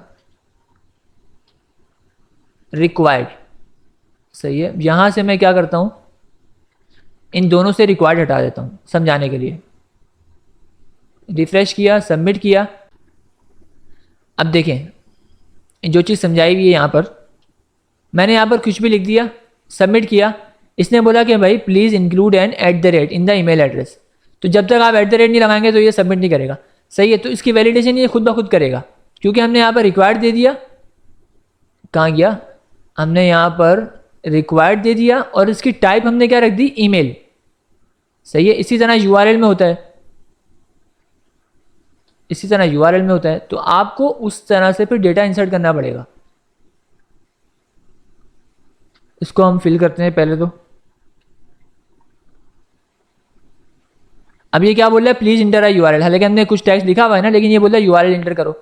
जब तक आप प्रॉपर URL इंटर नहीं करने के, ये सबमिट नहीं करने देगा आपको, सही है। इसका ये फायदा है। तो ईमेल और URL। फिर इस तरह आपके पास सर्च इनपुट होता है। सर्च इनपुट क्या है? आपके पास एक समझ लें टेक्स्ट फील्ड की तरह का बना हुआ आया था। इसको भी मैं कर देता हूँ यहीं पे। अच्छा, मैं वैलिडेशन ना फिलहाल हटा रहा हूँ क्योंकि टाइम ज़ाया करेगी हमारा, सही है। ईमेल से पहले हम सर्च वाला रख देते हैं, तो हमारा ईमेल से पहले वाला सर्च है, ये हमारा सर्च है, सही है। इसमें देखिए जैसे मैंने सर्च किया तो यहाँ पर एक क्रॉस बना हुआ आ गया, जैसे मैंने इसके क्लिक किया ये रिमूव हो गया। तो ये हमारा सर्च एक इनपुट बना हुआ आ गया। टाइप आपने सिर्फ टाइप से खेलना है। प्लेस होल्डर क्या चीज़ है, ये काफ़ी इंपॉर्टेंट है। प्लेस होल्डर एक बड़ी मज़े की चीज़ है। प्लेस होल्डर आपने एट्रीब्यूट दिया, सही है। इसमें क्या होगा, आप जो भी चीज़ लिखेंगे, मैंने यहाँ पर लिख दिया कि भाई सर्च हेयर। रिफ्रेश किया, देखें यहाँ पर सर्च हेयर लिखा हुआ आ गया इसी के अंदर। अच्छा, जैसे ही मैं कुछ चीज़ लिखूंगा तो ये हट जाएगा, सही है। लेकिन जैसी कोई चीज़ नहीं होगी तो ये यहाँ पे लिखा हुआ आएगा सर्च हेयर। इससे क्या होगा, यूज़र को पता चलेगा कि भाई यहाँ पर मुझे सर्च करना है या क्या काम करना है, सही है। लेबल भी लगा सकते हैं आप, ये भी लगा सकते हैं, तो जो आपको अच्छा लगे वो आप यूज़ कर सकते हैं। तो यहाँ पर ये इंपॉर्टेंट चैप्टर क्लोज हुआ और यहाँ पर हमने फॉर्म वगैरह को बहुत अच्छे से पढ़ा है। एक्स्ट्रा मार्कअप नेक्स्ट चैप्टर है। अच्छा, ये थोड़ी सी थ्योरी है, इसको आप खुद से रीड कर लें तो ज़्यादा बेहतर है। इसमें सिर्फ ये बताया हुआ है कि कमेंट्स वगैरह किस तरह से करते हैं, डॉग टाइप क्या होता है, और HTML के वर्जन्स वगैरह कुछ बताए हुए होंगे। हमने पढ़ा है कि भाई हम कमेंट्स को, ये कमेंट हो गया हमारा, सही है। तो हम ये कंट्रोल क्वेश्चन मार्क से कर लें या इससे कर लें, बात एक ही है। ID एट्रीब्यूट हमने पढ़ा है कि किसी भी नाम को, किसी भी एलिमेंट को, कोई भी टैग है उसको आप ID दे सकते हैं, कोई लिमिट नहीं है इसमें। ID हर टैग को आप दे सकते हैं। तो उससे क्या होता है, आपकी उस इनपुट की यूनिक आइडेंटिटी बन जाती है। जैसे आपने 10 इनपुट बनाए हुए, आपने एक को आईडी दे दी, तो आप जैसे ही उस आईडी को कॉल करेंगे आपको पता लगेगा यार ये इनपुट इस आईडी का है, तो उस आईडी से वो इनपुट उठ के आ जाएगा। इसी तरह हमारे पास क्लास होती है। अच्छा, क्लास और आईडी ये दोनों बहुत ही इंपॉर्टेंट है। इनमें क्या है कि आईडी यह है, आप किसी भी दो एलिमेंट्स को सेम आईडी नहीं दे सकते, सही है, हर एलिमेंट की आईडी अलग होगी, ये बात याद रखने की है। लेकिन क्लास ऐसी है, क्लास आप किसी भी दो हो, तीन हो, चार हो, उनको आप सेम दे सकते हैं, सही है। इसको समझने के लिए हम क्या करते हैं, हमने यहां पर ये कुछ इनपुट्स बनाए थे, ये ईमेल और उसका, सही है। तो हम इसको क्लास देंगे इनपुट, सही है, हमने क्लास दे दी, क्लास एट्रीब्यूट, सेम क्लास हम इसको दे देंगे तो कोई फर्क नहीं पड़ेगा। बट अगर हम आईडी देंगे ना, तो आईडी हमने यूनिक रखनी है। जैसे मैंने इसको कर दिया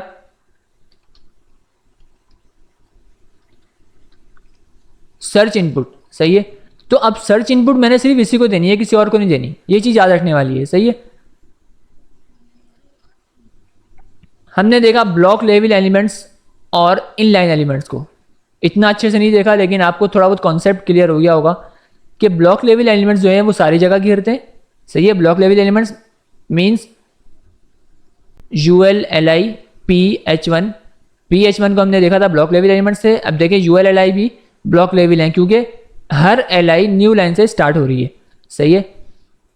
उसके बाद हमने इनलाइन एलिमेंट्स को भी देखा, जैसे कि बी टैग हो गया, देखें बोल्ड किया, लेकिन बोल्ड ने लाइन चेंज नहीं की, सही है, उसी लाइन में बोल्ड हुआ है। इटैलिक किया, EM से इटैलिक भी होता था, ये भी हमने पढ़ा है। तो यहाँ पर इटैलिक हुआ लेकिन उसने लाइन चेंज नहीं की। इसी तरह हमारे पास IMG टैग होता है, इसको भी हमने अच्छे से कवर किया है। एंकर टैग को भी अच्छे से कवर किया है, जहाँ से हम लिंक ओपन करवाते हैं। अच्छा, एक चीज़ हमारे पास आती है डिव। डिव क्या है, ये भी हमारे पास एक ब्लॉक लेवल एलिमेंट है। और डिव में क्या करते हैं, हम कंबाइन करते हैं। जैसे हमने डेटा ना एक तरीके से रखना हो, भाई मैंने ये इनपुट बनाए हुए सारे बिखरे पड़े हुए, सही है। मैंने क्या किया, एक डिव बनाया, इस डिव के अंदर तो रैप कर दिया सबको, सही है। अब ये सारे इनपुट इस डिव के अंदर आ गए, सही है। अब इस डिव की मैं कोई भी आईडी दे देता हूं कि भाई इसमें मैंने कर दिया भाई ऑल इनपुट्स। तो अब इस डिव के अंदर सारे इनपुट्स पड़े हुए तरीके से। अब देखें यहां पर रिफ्रेश करूंगा, थोड़ा सा कंफ्यूजिंग हो गया आपके लिए। देखें एज इसके अंदर है, हिडन है, हिडन तो शो ही नहीं होगा, सही है, तो इसको तो छोड़ ही दें। एज है और फीमेल रेडियो, देखें ये न्यू लाइन में आ गया एज और फीमेल, तो ये डिव हमारा एक अलग हो गया, सही है, सेपरेट पार्ट हो गया। तो डिव आप जितने चाहे बनाए, भर दें आप पूरी HTML को, डिव आप जितने चाहे बना सकते हैं। ये होता है ग्रुपिंग के लिए, किसी भी आपको चीज़ को ग्रुप करके रखना हो तो इससे आपको आसानी भी होती है कोड में, और आपका ये ब्लॉक लेवल एलिमेंट बन जाता है। इससे आपके सारे इनपुट्स इस डिव के अंदर आ जाएंगे, आपको उसको टारगेट करने में भी आसानी होगी कि भाई इस डिव के अंदर मेरी ये चीज़ पड़ी हुई है, तो उसको इस तरह से स्टाइल कर दो। ये CSS में बहुत चीज़ें काम आएंगी, सही है। डिव का मेन मकसद ये होता है कि आपको ग्रुप बनाना है। इसको आप पढ़ लीजिएगा और अच्छे से आपको क्लियर हो जाएगा। स्पैन, स्पैन भी same like div, but span में क्या होता है, स्पैन इनलाइन है, सही है। स्पैन में आपकी लाइन चेंज नहीं होगी, स्पैन भी सेम उसी की तरह है। अब देखें डिव था ना, यहाँ पर मैंने इसको कर दिया स्पैन, सही है। याद रखिएगा ओपनिंग को भी करना है, क्लोजिंग को भी, ये ना हो आप एक को कर दें फिर आप बोलें चल नहीं रहा। अब स्पैन किया, देखें उसी लाइन में रहा, बट हमें पता है कि भाई हमने इसका ग्रुप बना दिया है, तो एक तरह से इस तरह भी आप काम कर सकते हैं, सही है। इसमें आप कुछ भी चीज़ रख सकते हैं जैसे इन्होंने रखी हुई है, और ये इनलाइन है। फिर हमारे पास होते हैं आई फ्रेम, जो कि हम स्टार्टिंग में तो यूज़ नहीं करते, ये बहुत आगे जाके हम यूज़ करेंगे। बट इसमें क्या होता है, हमारे पास हमें कोई भी गूगल मैप वगैरह दिखाना हो तो हम उसके लिए आई फ्रेम टैग यूज़ करते हैं। इसको मैंने कॉपी किया। अब आपको टैग बनाने में कोई मुश्किल नहीं होगी, आपको पता है यार ये टैग यहाँ से ओपन हो रहा है, यहाँ पे क्लोज हो रहा है, ये ओपनिंग टैग है, इसमें सारे ये एट्रीब्यूट्स हैं, सही है। एट्रीब्यूट्स क्या है भाई, SRC में आपको पता है हमेशा लिंक आता है जिस चीज़ का वो दिखाना है, अब यहाँ पर देखते हैं ये शो भी हो रहा है या नहीं। हाँ ये शो हो रहा है, सही है। तो बहुत अच्छे से बल्कि शो हो रहा है। यहाँ देखिए आपके पास खुद ही एक बॉक्स बना हुआ आ गया, इसमें प्लस माइनस खुद ही गूगल का बना हुआ आ गया और पूरी डिटेल आ गई। जिस पे आप क्लिक करेंगे उसकी डिटेल आ जाएगी, ये देखें यहाँ पे आ रही है। तो ये सारा गूगल की तरफ से। तो यहाँ पे आपने सिर्फ लिंक डाला और उसके बाद आपने विड्थ और हाइट इसकी सेट कर दी, आपके पास बहुत अच्छे से बना हुआ आ गया। ये है हमारा आई फ्रेम का कॉन्सेप्ट। बहुत अच्छे से हमने इसको तो नहीं समझा बट इसका ओवरव्यू हमने देख लिया। स्क्रॉलिंग इसमें लगा सकते हैं आप। स्क्रॉलिंग से क्या होगा, वो स्क्रॉल चलता रहेगा। जिससे हमारे पास देखें ये मैं स्क्रॉलिंग चल रही है ना, इसी तरह से सेम स्क्रॉलिंग हम इसमें दे सकते हैं। फ्रेम का बॉर्डर दे सकते हैं आप, बट ये काम हम सारे CSS से भी कर सकते हैं, सही है। तो इतना ज़्यादा इंपॉर्टेंट नहीं है ये काम, ये हम CSS से करेंगे और उसमें स्टाइलिंग ज़्यादा अच्छे से होती है। मेटा टैग्स जो हमने स्टार्टिंग में देखे थे यहाँ पर, ये मेटा टैग्स हैं, सही है। ये हमने हेडर में दिए थे और इनको भी आप अच्छे से रीड कर लिएगा। मेटा टैग इन्फॉर्मेशन के लिए होते हैं अबाउट द वेब पेज, तो इनको आप अच्छे से रीड कर लिएगा। ये सारी थ्योरी है और मेटा टैग्स भी आपके काफ़ी इंपॉर्टेंट होते हैं, तो इनको आप अच्छे से देख लिएगा लाजमी। उसके बाद हमारे पास टाइम कम है इसलिए वीडियो ज़्यादा लेंथी हो रही है और हम इसको जल्दी जल्दी कवर करेंगे। ये हमारे पास है कुछ साइन अलग अलग तरह के। अब देखें ये साइन जो है ना मैं दिखा नहीं सकता, सही है। एक काम करता हूँ, मैं सारे कोड को करता हूँ कमेंट। ये कोड आपको चाहिए हो तो बता दिएगा, मैं आपको दे दूँगा। वैसे तो मुझे नहीं लगता आपको चाहिए होगा। अगर आप प्रैक्टिस करेंगे तो आप आराम से इस फाइल में से निकाल सकते हैं सारा कोड। ये फाइल आपको चाहिए हो तो फाइल का लिंक भी दे दूंगा। फाइल आपने जाके सर्च करना है गूगल पे, जॉन डकिट के नाम से आएगी HTML की बुक, वहाँ से आप रीड कर सकते हैं, सही है। अच्छा ये ज़्यादातर ये जब हमने पढ़ी थी HTML CSS तो हमने भी इसी से पढ़ी थी। यहाँ पर देखेंगे लेस देन साइन किससे आता है, इस साइन को हम यूज़ करेंगे तो हमारे पास ये साइन आ जाएगा, सही है। अब ये होते हैं हमारे पास स्केप कैरेक्टर्स। ये कुछ कैरेक्टर्स हैं अगर हमें दिखाने हो, जैसे हमारे पास ये कॉपीराइट क्या होता है, सही है।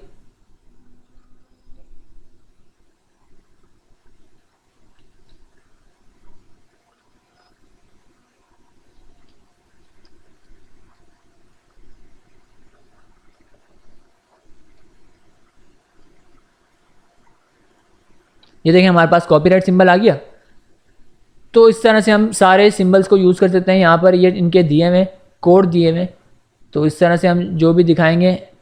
एंड LT है, तो अगर हम इसको भी यूज़ करेंगे एंड LT और हमारे पास ये आ गया, सही है। तो ये अगर आपको दिखाने हो तो आप दिखा सकते हैं इसमें। इसके बाद हमारा ये चैप्टर भी एंड हो गया है, यस। फिर आ गया हमारे पास वीडियो ऑडियो का। अच्छा ये भी अच्छा इंटरेस्टिंग टॉपिक है।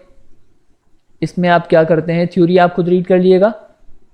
अगर आपने वीडियो या ऑडियो वेबसाइट में ऐड करवानी हो तो उसके HTML के पास प्लेयर्स होते हैं। यहाँ पे आ जाएं आप, सही है। ये आपके पास है वीडियो टैग, ठीक है। इस वीडियो टैग में हम कोई भी लिंक डालेंगे। अच्छा इन्होंने लिंक दिया हुआ है फजूल, तो हम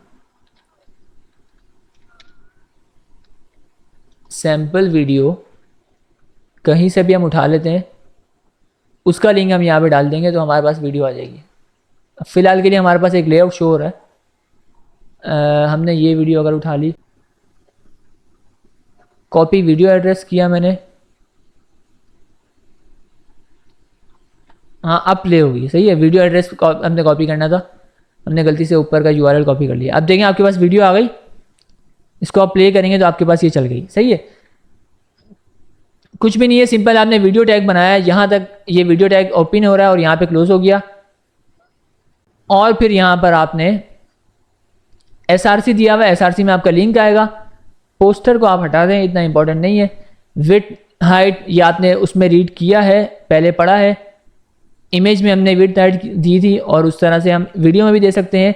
प्रीलोड ये ऑप्शन है कुछ कंट्रोल्स, अगर आप इनको हटा देंगे तो आपको इसका फ़र्क वाजे हो जाएगा। अगर आप कंट्रोल्स नहीं देंगे, रीलोड हो गया, यस रीलोड हो गया, तो आप देखिए कंट्रोल नहीं आ रहे यहाँ पे, सही है। तो इसको आप कंट्रोल्स लगा दें, तो ये आपका कंट्रोल्स आ जाएंगे सारे। इसी तरह लूप है, लूप से बार बार चलती है। तो ये सब चीज़ें इसमें एक्स्ट्रा एट्रीब्यूट्स हैं। ऑटो प्ले करवानी हो तो ऑटो प्ले का आप उसमें लगा सकते हैं एट्रीब्यूट। तो ये सारे एट्रीब्यूट्स हैं, इनको अच्छे से रीड कर लिएगा। ये वैसे वीडियो टैग को आपने अच्छे से पढ़ लिया ना, तो उसके लिए आपको बाद में कोई मसला नहीं होगा। आपको सिर्फ एसआरसी की ज़रूरत पड़ेगी और आपको विड्थ और हाइट की ज़्यादा से ज़्यादा ज़रूरत पड़ेगी या कंट्रोल्स की पड़ेगी, बस। इसके अलावा किसी की ज़रूरत नहीं पड़ेगी। यहाँ पर एक और तरीका दिया हुआ है कि अगर आपने सोर्स टैग यूज़ किया तो आप एसआरसी डायरेक्ट सोर्स टैग में लिखेंगे, तो वीडियो टैग में नहीं लिखेंगे। सही है। इसको भी यहाँ पर लिख के आपको समझा देता हूँ। ये देखें, वीडियो का स्टार्ट हुआ। सही है। सोर्स, इस सोर्स में आपने एसआरसी दे देना है। सही है। अब यहाँ पर ये हमारा था एसआरसी।